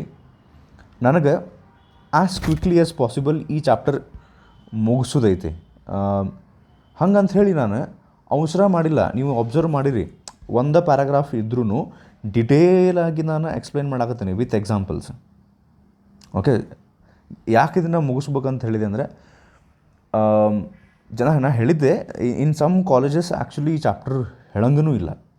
ಓಕೆ, 2 ಮಾರ್ಕ್ಸಿಗೆ ಐತಿ, ಆಮೇಲೆ ನೋಡೋಣ ತಗೋ ಅಂಥೇಳಿ ಇಂಪಾರ್ಟೆಂಟ್ ಟಾಪಿಕ್ಸ್ ಏನೈತಲ್ಲ ಅದನ್ನು ಸ್ಟಾರ್ಟ್ ಮಾಡಿರ್ತಾರೆ. This is just an introductory chapter. But ನಾವು ಅದು ಇಂಟ್ರೊಡಕ್ಟರಿ ಚಾಪ್ಟರ್ ಇದ್ರೂ ಅದಕ್ಕೂ ರೆಸ್ಪೆಕ್ಟ್ ಕೊಟ್ಟು, ಮರ್ಯಾದೆ ಕೊಟ್ಟು ಚೆಂದಾಗಿ ಕಲಿಯಾಕತ್ತೀವಿ. ಆದರೆ ಎಷ್ಟು ಇರ್ಬೇಕು, ಎಷ್ಟು ಕಲಿಬೇಕು, ಎಷ್ಟು ಸಿಲೆಬಸ್ ಒಳಗಿರುತ್ತೆ ಅಷ್ಟು ಕಲಿಬೇಕಲ್ಲ. ಎಕ್ಸ್ಟ್ರಾ ಡೀಟೇಲಾಗಿ ಮುಂದಿನ ಚಾಪ್ಟರ್ಸ್ನಾಗ ಏನಾರ ಅವಶ್ಯಕತೆ ಬಿದ್ದರೆ ನೋಡೋಣ ಅಂತ ಮತ್ತೆ. ಸೊ ಟೋಟಲಿ 3 ಪ್ಯಾರಾಗ್ರಾಫ್ಸ್ ಕೊಟ್ಟಾರ ನೇಚರ್ ಆಫ್ ಫಿಸಿಕಲ್ ಲಾಸ್ ಬಗ್ಗೆ, particularly in this text book. 1 paragraph, initial paragraph is more then enough. ಅಲ್ಲಿ ಆ್ಯಕ್ಚುಲಿ ಇದು ಮೇನ್ ಟಾಪಿಕ್ ಮುಗಿತೈತೆ. ಎಕ್ಸ್ಟ್ರಾ ಏನು ಕೊಟ್ಟಾರಲ್ಲ ಜಸ್ಟ್ ನೀವು ಬೇಕಂದ್ರೆ ಆಮೇಲೆ ಓದ್ಕೋಬಹುದು. I will explain the important part. Nature of physical laws ಅಂದ್ರೇನು? First of all physical law ಅಂದರೆ ನಾನು ಹೇಳಿ ನಿಮ್ಗೆ ಆಲ್ರೆಡಿ, ನಿಯಮ, ರೂಲ್ಸ್. ಲೈಕ್ ವೆರಿ ಸಿಂಪಲ್ಲಾಗಿ ನಿಮ್ಮ ಮನೆಯೊಳಗೊಂದು ಸ್ವಲ್ಪ ರೂಲ್ಸ್ ಅಂತ ಮಾಡಿರ್ತಾರೆ. ಜನರಲಿ ಅವ್ನು ನೀವು ಬ್ರೇಕ್ ಮಾಡ್ತಿರ್ತೀರಿ. ಟ್ರಾಫಿಕ್ ರೂಲ್ಸ್ ಅಂತ ಮಾಡಿರ್ತಾರೆ. ನಮ್ಮ ದೇಶದೊಳಗೆ ಹೆಚ್ಚಿಗೆ ಅದನ್ನು ಬ್ರೇಕ್ ಮಾಡೋರ ಇರ್ತಾರೆ, ಅಂದರೆ ಬ್ರೇಕ್ ಮಾಡ್ಬೇಕಂತಲ್ಲ. ಬಟ್ ನೇಚರ್ನೊಳಗೆ, ನಿಸರ್ಗದೊಳಗೆ ಒಂದಿಷ್ಟು ರೂಲ್ಸ್ ಅದಾವೆ which are not broken by the nature. Okay, ಆ ರೂಲ್ಸ್ ಹಂಗೆ ಕಂಟಿನ್ಯೂ ಆಗ್ತಾವೆ. ಬೇರೆ ಲಾಸ್ ಇರ್ತಾವೆ. Gravitational law is a very simple law that you can understand. Newton's first second laws ಅಲ್ಲ, first, second and third law 3 law ಬರ್ತಾವೆ. Kepler's laws ಅಂತ ಬರ್ತಾವೆ. ನೀವು ಕಲ್ತಿದ್ದು ಹೇಳಾಗತ್ತೀನಿ ಒಂದಿಷ್ಟು. Faraday's laws. ಈ ನೇಚರ್ನೊಳಗೆ ಹಂಗೆ ಭಾಳಷ್ಟು ಅದಾವೆ ರೂಲ್ಸ್. ಅದರ ಸ್ವಭಾವ ಕಲಿಬೇಕಂತೀಗ. ನೇಚರ್ ಅಂದ್ರೇನು? ಇಲ್ಲೇ ನೇಚರ್ ಆಫ್ ಫಿಸಿಕಲ್ ಲಾ ಅಂದರೆ ಫಿಸಿಕಲ್ ಲಾಸ್ ಅಂತೇನು ಅದಾವಲ್ಲ, ನಿಯಮಗಳು ಅಂತ ಅದಾವಲ್ಲ, ಅವುಗಳ ಸ್ವಭಾವ ಹೆಂಗಿರ್ತೈತಿ ಅಂತೇನ ಕಲಿಬೇಕಂತ. ಬಟ್ ಹಂಗೆ ಅವ್ರು ಹೆಡ್ಡಿಂಗ್ ಹೇಳ್ತಾರೆ. ಆದರೆ ಟಾಪಿಕ್ನೊಳಗೆ ಅದು ಹೆಂಗೈತೆ ಅಂದರೆ, ನೇಚರ್ ಆಫ್ ಫಿಸಿಕಲ್ ಲಾಸ್ ಅನ್ನುವಂಥ ಟಾಪಿಕ್ನೊಳಗೆ ನಾವು ಎದ್ರ ಬಗ್ಗೆ ಕಲಿತೀವಿ ಅಂತ ಹೇಳ್ತೀನಿ ನೋಡ್ರಿ. We learn something about conservation laws. ಎದ್ರ ಬಗ್ಗೆ ಕಲಿತೀವಿ? ನೇಚರ್ ಆಫ್ ಫಿಸಿಕಲ್ ಲಾಸ್ ಅನ್ನುವಂಥ ಹೆಡ್ಡಿಂಗ್ನೊಳಗೆ we learn about something called conservation laws. ಏನು ಹಿಂಗಂದ್ರೆ ಅಂತ ಹೇಳ್ತೀನಿ. ಫಸ್ಟಿಗೆ ಕನ್ಸರ್ವೇಷನ್ ಅಂದ್ರೆ ಏನಂತ ಅರ್ಥ ಮಾಡ್ಕೊಂಡು will try to understand what is conservation, and after that will try to understand what are conservation laws. ಏನು ಹಂಗಂದ್ರೆ ಅಂತ ನೋಡೋಣ. ಒಂದು ಕೆಲಸ ಮಾಡ್ತೀನಿ ನಾನು ಈಗಲೇ ಪ್ಯಾರಾಗ್ರಾಫ್ ಏನು ಕೊಟ್ಟಾರಲ್ಲ ಟೆಕ್ಸ್ಟ್ ಬುಕ್ನೊಳಗೆ ಅದನ್ನ ಒಂದು ಸರ್ತಿ ಓದ್ತೀನಿ. ಅಂದರೆ ನಿಮ್ಗೆ ಐಡಿಯಾ ಬರುತ್ತೆ, ಓ ಕನ್ಸರ್ವೇಷನ್ ಅನ್ನೋದ್ರ ಬಗ್ಗೆ ಏನೋ ಮಾತಾಡಕತ್ತಾರೆ ಇಲ್ಲೇ, ನಾವು ಅದನ್ನು ಅರ್ಥ ಮಾಡ್ಕೋಬೇಕು ಅಂಥೇಳಿ. Okay, so just read out. Physical laws are the, ಹಂಗಂದ್ರೆ ಏನು ಅಂದರೆ, physical laws are the basic laws of nature. ನಿಸರ್ಗದಲ್ಲಿ ಇರ್ತಕ್ಕಂಥ ಒಂದಿಷ್ಟು ನಿಯಮಗಳು. ವಿಚ್ ಆರ್ ಯೂನಿವರ್ಸಲ್ ಅಂದರೆ ಗ್ರಾವಿಟೇಷನ್ ಅನ್ನೋದು ಭೂಮಿ ಮೇಲೂ ಇರ್ತೈತೆ, ನೀವು ಮೂನಿಗೆ ಹೋದ್ರೆ ಅಲ್ಲೂ ಗ್ರಾವಿಟೇಷನ್ ಇರುತ್ತೆ, ಹೆಚ್ಚು ಕಡಿಮೆ ಇರಬಹುದು, ಒಂದು ಕಡೆ ಜಾಸ್ತಿ ಒಂದು ಕಡೆ ಕಡಿಮೆ ಇರ್ಬೋದು, ಬಟ್ ಇರುತ್ತೆ. So gravitation holds good everywhere, universal. Newton's first law is universal. ಹಂಗೆ physical laws are the basic laws of nature which are universal and hold from small as well as large system under certain conditions. ಅಂದರೆ ಸಣ್ಣ ಪುಟ್ಟ system ಇದ್ದರೂ ಅಲ್ಲೂ work ಆಗ್ತಾವೆ. ನಾನು ನಿಮ್ಗೆ ಹೇಳಿದ್ದೆ ಈಗ ಗುರುತ್ವಾಕರ್ಷಣೆ ಹಗಲನ್ನ ಯಾಕೆ ಹೇಳ್ತೀನಿ ಅಂದರೆ, ಈಗ ಚಲುವಾಗೈತೆ ರೀ ನಾವು ಫಿಸಿಕ್ಸ್ ಬಗ್ಗೆ ಫಸ್ಟ್ ಚಾಪ್ಟರ್ ಇದು. ಮುಂದೆ ಹೋದಂಗೆ ನಾ ಬೇರೆ ಎಕ್ಸಾಂಪಲ್ಸ್ ಕೊಡ್ಬೋದು. ಸಿಂಪಲ್ಲಾಗಿ ನಿಮಗೆ 10th ಮುಗಿಸಿ ಬಂದವ್ರಿಗೆ ಗ್ರಾವಿಟೇಷನಲ್ ಎಕ್ಸಾಂಪಲ್ ತೊಗೊಂಡ್ರೆ ಸಿಂಪಲಾಗಿ ಅರ್ಥ ಆಗ್ತದೆ. ಅವ್ರೇನು ಹೇಳಕತ್ತಾರೆ, ಸ್ಮಾಲ್ ಸಿಸ್ಟಮ್ ಇದ್ರೂ ಅವು ಲಾ ಅಪ್ಲೈ ಆಗ್ತವೆ, ಲಾರ್ಜ್ ಇದ್ರೂ ಅಪ್ಲೈ ಆಗ್ತವೆ. ಅಂದ್ರೆ ಹೆಂಗೆ, ಈ ಪೆನ್ನ ಕೈ ಬಿಟ್ಟು ಇದು ಕೆಳಗೆ ಹೋತು, ಇದಕ್ಕೂ ಗುರುತ್ವಾಕರ್ಷಣೆ. ಸ್ಮಾಲ್ ಸಿಸ್ಟಮ್ನಾಗೂ ಗುರುತ್ವಾಕರ್ಷಣೆ ವರ್ಕ್ ಆಗ್ತೈತೆ. ಸನ್, ಅರ್ತ್, ಮೂನ್ ಬಗ್ಗೆ ನಾವು ಮಾತಾಡೋಕ್ಕೆ ಸ್ಟಾರ್ಟ್ ಮಾಡಿದರೆ, ಸೆಲೆಸ್ಟಿಯಲ್ ಆಬ್ಜೆಕ್ಟ್ಸ್ ಬಗ್ಗೆ, ಸ್ಟಾರ್ಸ್ ಬಗ್ಗೆ ಮಾತಾಡೋಕ್ಕೆ ನಾವು ಸ್ಟಾರ್ಟ್ ಮಾಡಿದರೆ, ಸೋಲಾರ್ ಸಿಸ್ಟಮ್ ಬಗ್ಗೆ ಮಾತಾಡೋಕ್ಕೆ ಸ್ಟಾರ್ಟ್ ಮಾಡಿದರೆ, ಅಲ್ಲೂ ಗ್ರಾವಿಟೇಷನ್ ಅದ ಸೇಮ್ ನಿಯಮನ ಸ್ಮಾಲ್ ಸಿಸ್ಟಮ್ಸಿಗೂ ಅಪ್ಲೈ ಆಗ್ತೈತಿ, ಲಾರ್ಜ್ ಸಿಸ್ಟಮ್ಸಿಗೂ ಅಪ್ಲೈ ಆಗ್ತೈತಿ. Okay, so next, in any physical phenomenon ಅಂದರೆ ಒಂದು ಘಟನೆ ಒಳಗೆ, ಘಟನೆಗಳೊಳಗೆ governed by different forces, several quantities may change with time. ಏನು ಹಿಂಗಂದ್ರೆ ಸೆವರಲ್ ಕ್ವಾಂಟಿಟೀಸ್ ವಿತ್, ಓಕೆ ಒಂದು ಎಕ್ಸಾಂಪಲ್ ಕೊಡ್ತೀನಿ ಅಂತ್ರಿ, ಮುಂದೆ ಒಂದು ಸರ್ತಿ ಓದ್ಬಿಡೋಣ ಇದನ್ನು. ಅವ್ರೇನು ಹೇಳ್ತಾರೆ, ಒಂದು ಘಟನೆ ಆದಾಗ ಅದ್ರಾಗ ಭಾಳಷ್ಟು ಫೋರ್ಸಸ್ ಇನ್ವಾಲ್ವ್ ಆದಾಗ several quantities may change with time. A remarkable fact is that under certain conditions, some physical quantities, however, remain constant in time. They are the conserved quantities of nature. The quantities remaining constant are called conserved quantities, and if the restriction is also stated along with, then the statement is called conservation law. Thus, conservation law simply means a statement that tells us which quantity remains constant under which restriction. Some of the conservation laws are as follows. ಒಂದೊಂದಿಷ್ಟು example ಕೊಟ್ಟಾರೆ. Sir ಏನು ಓದಿದ್ರಿ ನೀವು? ಏನು ಗೊತ್ತಾಗಲಿಲ್ಲ. English ಅಂತ ಗೊತ್ತಾಯ್ತು ನೋಡಿ ಸರ್, ಇದಷ್ಟೇ ಓದಿದ್ದು. ಇಂಗ್ಲೀಷ್ ಅಂತ ಗೊತ್ತಾಯ್ತು, ಚಂದ ಓದಿದ್ರಿ, ಏನು ಅರ್ಥ ಆಗಲಿಲ್ಲ ಆದ್ರೆ ಅದನ್ನ ಹೇಳಿದ್ನಿಲ್ಲ ನಾನು. ಒಟ್ಟು ನಾನು ನಿಮ್ಗೆ ಈ ಪ್ಯಾರಾಗ್ರಾಫ್ ಓದಿದ್ದು ಇದಕ್ಕಂದ್ರೆ ಫಸ್ಟಿಗೆ ಏನೋ ಕನ್ಸರ್ವೇಷನ್ ಲಾ ಅಂತೇನೋ ಅನ್ನಕತ್ತಾರ ಅಂಥೇಳಿ ಗೊತ್ತಾಗ್ತದೆ. ಸೊ ಈಗ ಒಂದಿಷ್ಟು ಘಟನೆಗಳು ಆದಾಗ, ಈಗ ಒಂದು ಸಿಂಪಲ್ ಎಕ್ಸಾಂಪಲ್ ತೊಗೊಂಡ್ರಿ, ಆಕ್ಸಿಡೆಂಟ್ ಆಗೋದು ಒಂದು ಘಟನೆ. ಒಂದು ಲಾರಿ ಇನ್ನೊಂದು ಲಾರಿ ಗುದ್ದಂತಿಕೋರಿ, ಹಿಂಗೆ ಹೆಡ್ ಆನ್ ಕೊಲಿಷನ್ ಆತಂದರೆ ದಿಸ್ ಈಸ್ ಅ ಇವೆಂಟ್, ಹೌದಾ? ಘಟನೆ. ಏನೋ ಒಂದು ಎಕ್ಸಾಂಪಲ್ ತೊಗೋಬೋದು ನಾವು. ಆ ಘಟನೆ ಒಳಗೆ, ಆ ಘಟನೆ ಆದಾಗ ಒಂದಿಷ್ಟು ಕ್ವಾಂಟಿಟಿಗಳು ಚೇಂಜಸ್ ಆಗ್ತಾವಲ್ಲೇ. ಏನು ಹಂಗಂದ್ರೆ ಚೇಂಜಸ್ ಆಗ್ತಾವೆ. ಈಗ ಲೈಕ್ ನೋಡಿರಿ, ಲಾರಿಗೆ ಮತ್ತು ಇನ್ನೊಂದು ಲಾರಿಗೆ ಆಕ್ಸಿಡೆಂಟ್ ಆದಾಗ ಆ ಲಾರಿದು ಸ್ಪೀಡ್ ಚೇಂಜ್ ಆಗ್ತೈತಿ, ವೇಗ ಸ್ಪೀಡ್ ಚೇಂಜ್ ಆಗ್ತೈತಿ, ಅದ್ರ ಶೇಪ್ ಚೇಂಜ್ ಆಗ್ತೈತಿ, ಗುಜ್ಜ ಆಗ್ಬೋದು, ಮಾಸ್ ಚೇಂಜ್ ಆಗ್ತೈತಿ, ಹೆಡ್ ಲ್ಯಾಂಪ್ ಒಡೆದು ಗ್ಲಾಸ್ ಕೆಳಗೆ ಬಿದ್ದು ಚೇಂಜಸ್ ಆಗ್ತಾವೆ ಇಲ್ಲಲ್ಲಿ. ಸೊ ಅವ್ರೇನು ಹೇಳಕ್ಕೆ ಟ್ರೈ ಮಾಡಕತ್ತಾರಂದ್ರೆ, ಇಲ್ಲೇ ನೋಡ್ರಿ, ಇನ್ ಎನಿ ಫಿಸಿಕಲ್ ಫಿನಾಮಿನನ್, ಯಾವುದೋ ಒಂದು ನೈಸರ್ಗಿಕ ಘಟನೆ ಒಳಗೆ ಬಹಳಷ್ಟು ಫೋರ್ಸಸ್ ಇನ್ವಾಲ್ವ್ಡ್ ಇರ್ತಾವಲ್ಲಿ. ಫ್ರಿಕ್ಷನಲ್ ಫೋರ್ಸು, ಗ್ರಾವಿಟೇಷನಲ್ ಫೋರ್ಸು, ವಿವಿಧ ತರಹದ ಸೆವರಲ್ ಕ್ವಾಂಟಿಟೀಸ್, ಒಂದಿಷ್ಟು quantities may change with time. Speed change ಆಗ್ಬೋದು, ಮಾಸ್ ಚೇಂಜ್ ಆಗ್ಬೋದು, ಮೊಮೆಂಟಮ್ ಅಂತ ಬರ್ತೈತಿ ಅದು ಚೇಂಜ್ ಆಗ್ಬೋದು. ಮೊಮೆಂಟಮ್ ಜನರಲಿ ಚೇಂಜ್ ಆಗಂಗಿಲ್ಲ, ಅದ್ರ ಬಗ್ಗೆ ಆಮೇಲೆ ಮಾತಾಡ್ತೀವಿ. ಸೊ ಬೇರೆ ಚೇಂಜಸ್ ಆಗೋ ಚಾನ್ಸಸ್ ಇರ್ತಾವೆ. A remarkable fact is that under certain conditions, ಅಂದರೆ ಆ ಘಟನೆ ಆದಾಗ, ಒಂದು ಫಿನಾಮಿನನ್ ಆದಾಗ ಒಂದಿಷ್ಟು ಕ್ವಾಂಟಿಟಿಗಳು ಚೇಂಜ್ ಆಗ್ತಾವಂತ. ರಿಮಾರ್ಕೆಬಲ್ ಫ್ಯಾಕ್ಟ್ ಅಂದ್ರೆ ಒಂದು ಮಜಾ ಏನು ಗೊತ್ತನ್ರಿ ಅಂತ ಹೇಳ್ತಾರೆ ಅವರು. ಆ ರಿಮಾರ್ಕೆಬಲ್ ಫ್ಯಾಕ್ಟ್ ಇಸ್ ದ್ಯಾಟ್ ಅಂದರೆ ಒಂದು ಮಜಾ ಏನು ಗೊತ್ತನ, ಒಂದಿಷ್ಟು ಫಿಸಿಕಲ್ ಕ್ವಾಂಟಿಟೀಸ್ ಒಂದಿಷ್ಟು ಕಂಡೀಷನ್ಸ್ನೊಳಗೆ ಚೇಂಜ್ ಆಗಂಗಿಲ್ಲ. ಒಂದಿಷ್ಟು ಚೇಂಜ್ ಆಗ್ತಾವೆ, ಒಂದಿಷ್ಟು ಚೇಂಜ್ ಆಗಂಗಿಲ್ಲ. ಈಗ ಆಕ್ಸಿಡೆಂಟ್ ಆದಾಗ ಸ್ಪೀಡ್ ಚೇಂಜ್ ಆಯ್ತು, ಮಾಸ್ ಚೇಂಜ್ ಆಯ್ತು, ಹೌದಾ? ಒಂದಿಷ್ಟು ಚೇಂಜ್ ಆಗಂಗಿಲ್ಲ ಅಂತ. ಯಾವುದು ಗೊತ್ತಾನೆ, ನಾ ಹಂಗೆ ಒಂದು ಎಕ್ಸಾಂಪಲ್ ಹೇಳ್ತೀನಿ ನಿಮ್ಗೆ. ಎನರ್ಜಿ ನೀವು ಕಲ್ತಿರ್ಬೇಕಲ್ರಿ, ಸ್ಕೂಲ್ನೊಳಗೆ ಕಲ್ತಿರ್ಬೇಕಲ್ಲ, ಏನದು law of conservation of energy. Kannada ಮೀಡಿಯಮ್ದವ್ರಿಗೂ ಇದು ನಾ ಒಂದು ಸ್ಟೇಟ್ಮೆಂಟ್ ಹೇಳ್ತೀನಿ, ನಿಮ್ಗೆ ಅದು ಅರ್ಥ ಆಗ್ತೈತೆ ಅಂತ ಅಂದ್ಕೊಂಡಿನಿ. Energy can neither be created nor be destroyed but can be transferred from one form to another form. ಅಂದರೆ ಶಕ್ತಿ ನಾವು, ನನಗೆ ಗೊತ್ತಿಲ್ಲ ಕನ್ನಡದಾಗ ಇದನ್ನ ಸ್ಟೇಟ್ಮೆಂಟ್ ಹೆಂಗೆ ಹೇಳ್ತಾರೆ, ಐ ಆಮ್ ಸಾರಿ. ಶಕ್ತಿನ ನಾವು ಅದನ್ನು ಹುಟ್ಸೋಕ್ಕೂ ಬರೋಂಗಿಲ್ಲ, ಕ್ರಿಯೇಟ್ ಮಾಡೋಕ್ಕೂ ಬರೋಂಗಿಲ್ಲ, ನಾಶಪಡಿಸೋಕ್ಕೂ ಬರೋಂಗಿಲ್ಲ, ಡಿಸ್ಟ್ರಾಯ್ ಮಾಡೋಕ್ಕೂ ಬರೋಂಗಿಲ್ಲ. ಒಂದು ಕಡೆಯಿಂದ ಒಂದು ರೂಪದಿಂದ ಇನ್ನೊಂದು ರೂಪಕ್ಕೆ ಅದನ್ನು ಟ್ರಾನ್ಸ್ಫರ್ ಮಾಡ್ಬೋದು. ಈಗ ಲೈಕ್ ನೋಡಿರಿ, ಬಲ್ಬ್ ಹಚ್ತೀವಲ್ಲ ನಾವು, ಇಲ್ಲಿ ಹತ್ತೇವೆ ನೋಡಿರಿ ಮೇಲೆ, ಓಕೆ, ಬಲ್ಬ್ ಹಚ್ತೀವಲ್ಲ, ಅಲ್ಲೇ ಇಲೆಕ್ಟ್ರಿಕಲ್ ಎನರ್ಜಿ ಇದ್ದದ್ದು ಲೈಟ್ ಎನರ್ಜಿ ಆಗಿ ಅಥವಾ ಹೀಟ್ ಎನರ್ಜಿ ಆಗಿ ಕನ್ವರ್ಟ್ ಆಗ್ತೈತಿ. ಬಟ್ ಅಲ್ಲಿ ಎಷ್ಟು ಎಲೆಕ್ಟ್ರಿಕಲ್ ಎನರ್ಜಿ ಇತ್ತಲ್ಲ ಅದು 100 ಜೋಲ್ನಷ್ಟು ಇತ್ತು ಅಂತಿಕೋರಿ. ಎಷ್ಟು?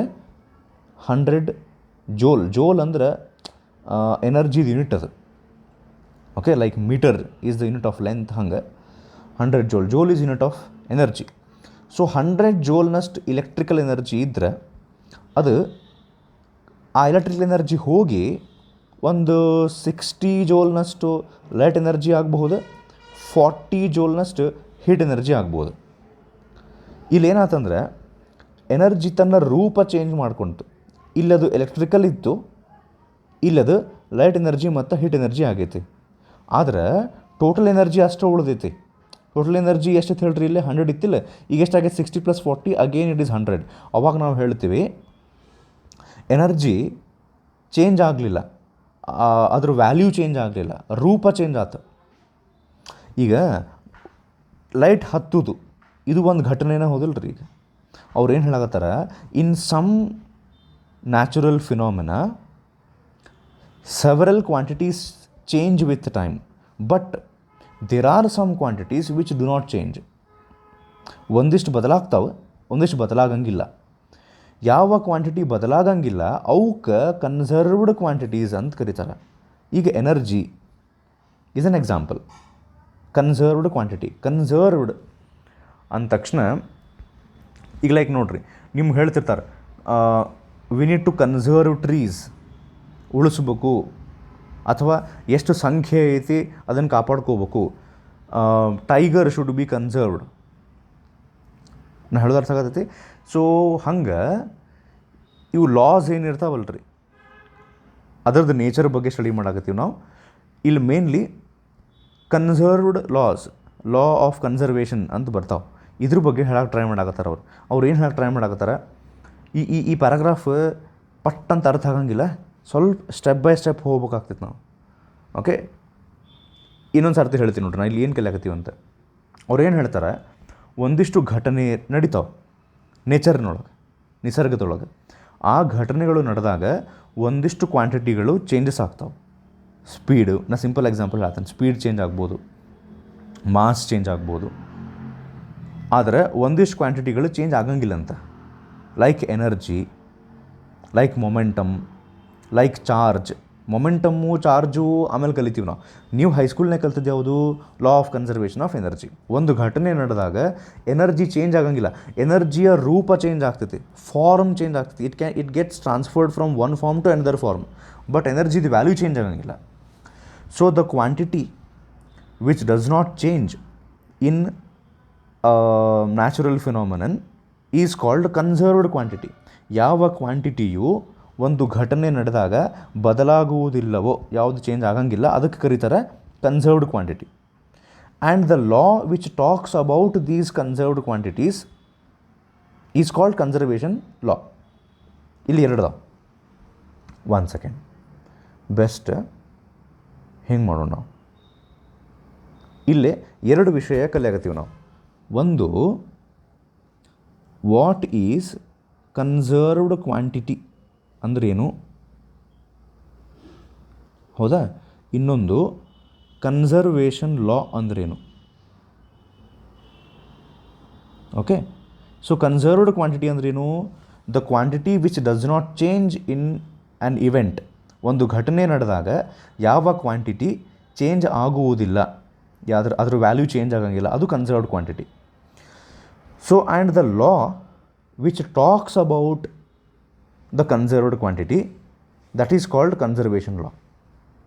ಆಮೇಲೆ ಇಲ್ಲಿ ನಾವು ಹೇಳ್ತೀವಿ ನೋಡ್ರಿ, ಎನರ್ಜಿ ಈಸ್ ಕನ್ಸರ್ವ್ಡ್ ಅಂಥೇಳಿ, ಅಥವಾ ಮುಂದೆ ನಾವು ಕಲಿತೀವಿ ಮೊಮೆಂಟಮ್ ಈಸ್ ಕನ್ಸರ್ವ್ಡ್ ಅಂತ ಮುಂದೆ ಕಲಿತೀವಿ, ಅಥವಾ ನೀವು ಹೈಸ್ಕೂಲ್ನಾಗ ಕಲ್ತಿರ್ಬೋದು, I'm not sure. Charge is conserved ಅಂತ ಕಲಿತೀವಿ. ಆದ್ರೆ ಈ ಎನರ್ಜಿ, ಮೊಮೆಂಟಮ್ಮು, ಚಾರ್ಜು ಇವೆಲ್ಲ ಕನ್ಸರ್ವ್ಡ್ ಆಗಿ ಉಳಿಬೇಕಂದ್ರೆ ಒಂದಿಷ್ಟು ಕಂಡೀಷನ್ಸ್ ಇರ್ತಾವಲ್ಲೇ, ಒಂದಿಷ್ಟು ರಿಸ್ಟ್ರಿಕ್ಷನ್ಸ್ ಇರ್ತಾವೆ, ಕಂಡೀಷನ್ಸ್ ಇರ್ತಾವೆ. ಆ ಕಂಡೀಷನ್ಸನ್ನು ಈ ಕನ್ಸರ್ವೇಷನ್ ಲಾದಾಗ ನಾವು ಹೇಳ್ತೀವಿ. ಅಂದ್ರೆ so and so quantity will be conserved if this happens that happens ಅಂಥೇಳಿ ಈ ಲಾ ಅಂತ ಏನಿರ್ತದಲ್ಲ, ಈಗ ಲೈಕ್ ನೋಡ್ರಿ, ಎನರ್ಜಿ ಅಂತ ಎಕ್ಸಾಂಪಲ್ ತೊಗೊಂಡು ನಾವು ಯಾವ ಎಕ್ಸಾಂಪಲ್ ತೊಗೊತೀರಿ? ಎನರ್ಜಿ ಎಕ್ಸಾಂಪಲ್ ತೊಗೊಂಡು. So energy is conserved quantity, ಹೌದಾ? ಈ ಎನರ್ಜಿ ಅನ್ನೋದು ಒಂದು ಕನ್ಸರ್ವ್ಡ್ ಕ್ವಾಂಟಿಟಿ, ಯಾಕಂದ್ರೆ ಅದು ಚೇಂಜ್ ಆಗಂಗಿಲ್ಲ. ಈ ಎನರ್ಜಿ ಬಗ್ಗೆ ಮಾತಾಡುವಂತಹ ಒಂದು ಲಾ ಇರ್ತದೆ, ಏನಿರ್ತ ಲಾ, ನಿಯಮ, ಅದಕ್ಕೆ ಕನ್ಸರ್ವೇಷನ್ ಲಾ ಅಂತ ಕರೀತಾರೆ. ಈ ಕನ್ಸರ್ವೇಷನ್ ಲಾ ಅಂದ್ರೆ ಇದೆ ರೀ, law of conservation of energy ಕಲ್ತಿರಲ್ಲ ನೀವು.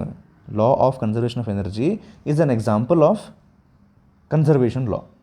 There are two things here, conserved quantity and conservation law. The quantity which does not change with time in a natural phenomenon is called conserved quantity. Conservation law is a law which talks about the conserved quantity, which explains about the conserved quantity. ಅರ್ಥ ಆತ್ರಿ? ಇದನ್ನು ಅವ್ರು ಹೇಳಾಕತ್ತಾರೆ. ಏನು ಹೇಳಿದ್ರು ಅಂದ್ರೆ ಅವ್ರು ಇಲ್ಲಿ ತನಕ ನೇಚರ್ ಆಫ್ ಫಿಸಿಕಲ್ ಲಾಸ್ ಅಂತೇನು ಟಾಪಿಕ್ ಇತ್ತಲ್ಲ, ಈ ಟಾಪಿಕ್ನಾಗ ಅವ್ರು ಮಾತಾಡಿದ್ದು ಇಷ್ಟೋ ತನಕ ಬರೀ ಇದೆ. ಏನಂತ ಒಂದು, ಓಕೆ ಒಂದು second,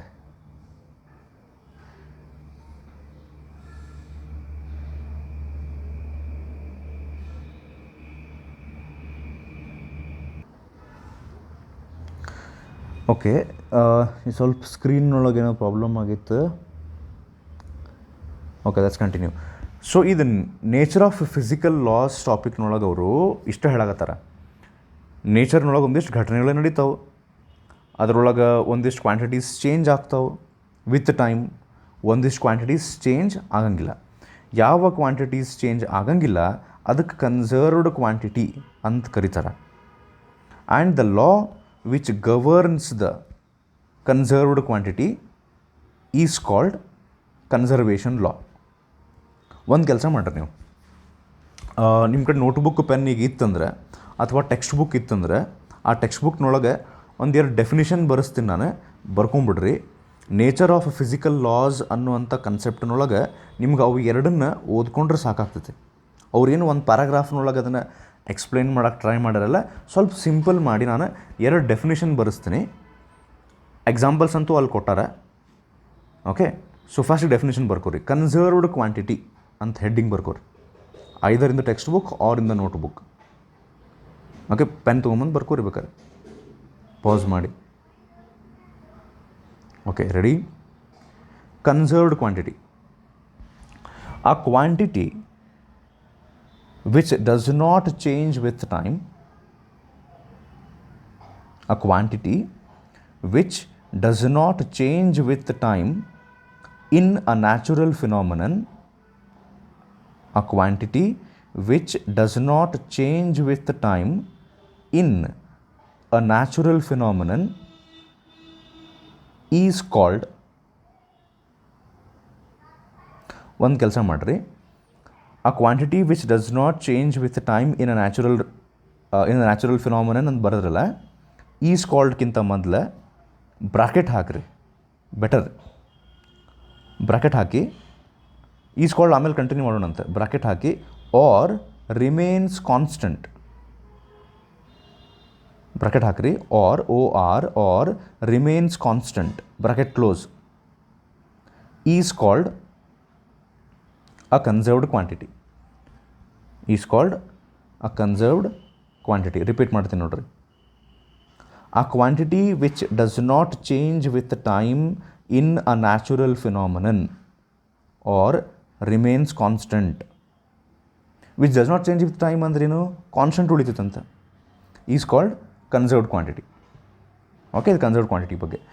next conservation law. Heading conservation law. Okay, a physical law ಅಂದರೆ ಎ ಬರೀಬೇಕು. A physical law which governs the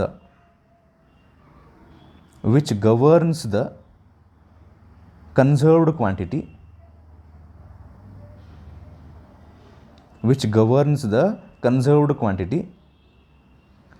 and its restrictions ಅಂದ್ರೇನು, ಕಂಡೀಷನ್ಸ್ ಇರ್ತಾವೆ. ಈಗ ಲೈಕ್ ಎನರ್ಜಿ ಕಾನ್ಸ್ಟೆಂಟ್ ಇರಬೇಕು, ಮೊಮೆಂಟಮ್ ಕಾನ್ಸ್ಟೆಂಟ್ ಇರಬೇಕು, ಚಾರ್ಜ್ ಕಾನ್ಸ್ಟೆಂಟ್ ಇರಬೇಕು ಅಂದರೆ ಕಂಡೀಷನ್ಸ್ ಇರ್ತಾವೆ. ಆ ಲಾ ಒಳಗೆ ಅದನ್ನು ಹೇಳಿರ್ತಾರೆ. ಇನ್ನೊಮ್ಮೆ ಕನ್ಸರ್ವೇಷನ್ ಲಾ ಇದ್ರದ್ದು ಏನು ಬರೆಯಾಗ್ತಿದ್ವಿ ನಾವು, a law which governs the conserved quantity and its restrictions is called a conservation law. A physical law ಅಂತ ಹೇಳಿದ್ನಲ್ಲ, a physical law which governs the conserved quantity and its restrictions is called a conservation law. ಇಷ್ಟೇ nature of ಇದಕ್ಕೆ examples ಬರ್ತಾವೆ ಮುಂದೆ ನೋಡಂತೆ. ಈಗ nature of physical laws ಅಂತ ನಿಮಗೆ ಎಕ್ಸಾಮ್ನೊಳಗೆ ಕೇಳಿದ್ರೆ ಅಂತಿಕೋರಿ, ರೈಟ್ ಅ ನೋಟ್ ಆನ್ ಹಿಂಗೆ ಕೇಳ್ತಾರೆ. ಕೇಳಿದರೆ ಏನು ಬರೀಬೇಕಂತ ಹೇಳ್ತೀನಿ. ಇಲ್ಲಿ ನೋಡ್ರೆ correct nature of physical laws ಬಗ್ಗೆ ಕೇಳಿದರೆ ನೀವು ಇಲ್ಲಿಂದ ಬರೀಬೇಕು. Physical laws are the basic laws of nature which are universal and hold from small as well as large system under certain conditions.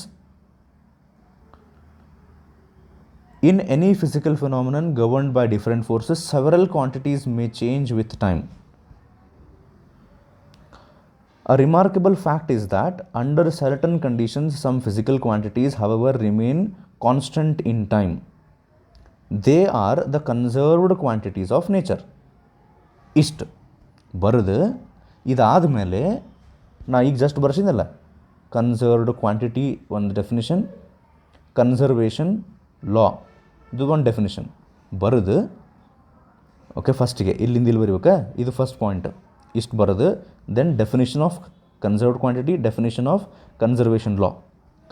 ಅವ್ರು ಕೊಟ್ಟಾರ ಇದನ್ನು ಮುಂದೆ ಇಲ್ಲೇ, ಆ ಥರದ ಅಷ್ಟು ಕ್ಲಿಯರ್ ಇಲ್ಲ. ಅದ್ರ ಬದಲು ನಾನು ಕ್ಲಿಯರಾಗಿ ಬರ್ಸೀನಿ. ಇಷ್ಟು ಬರೆದ ಮೇಲೆ ಅಲ್ಲಿಗೆ ಮುಗಿಲಿಲ್ಲ.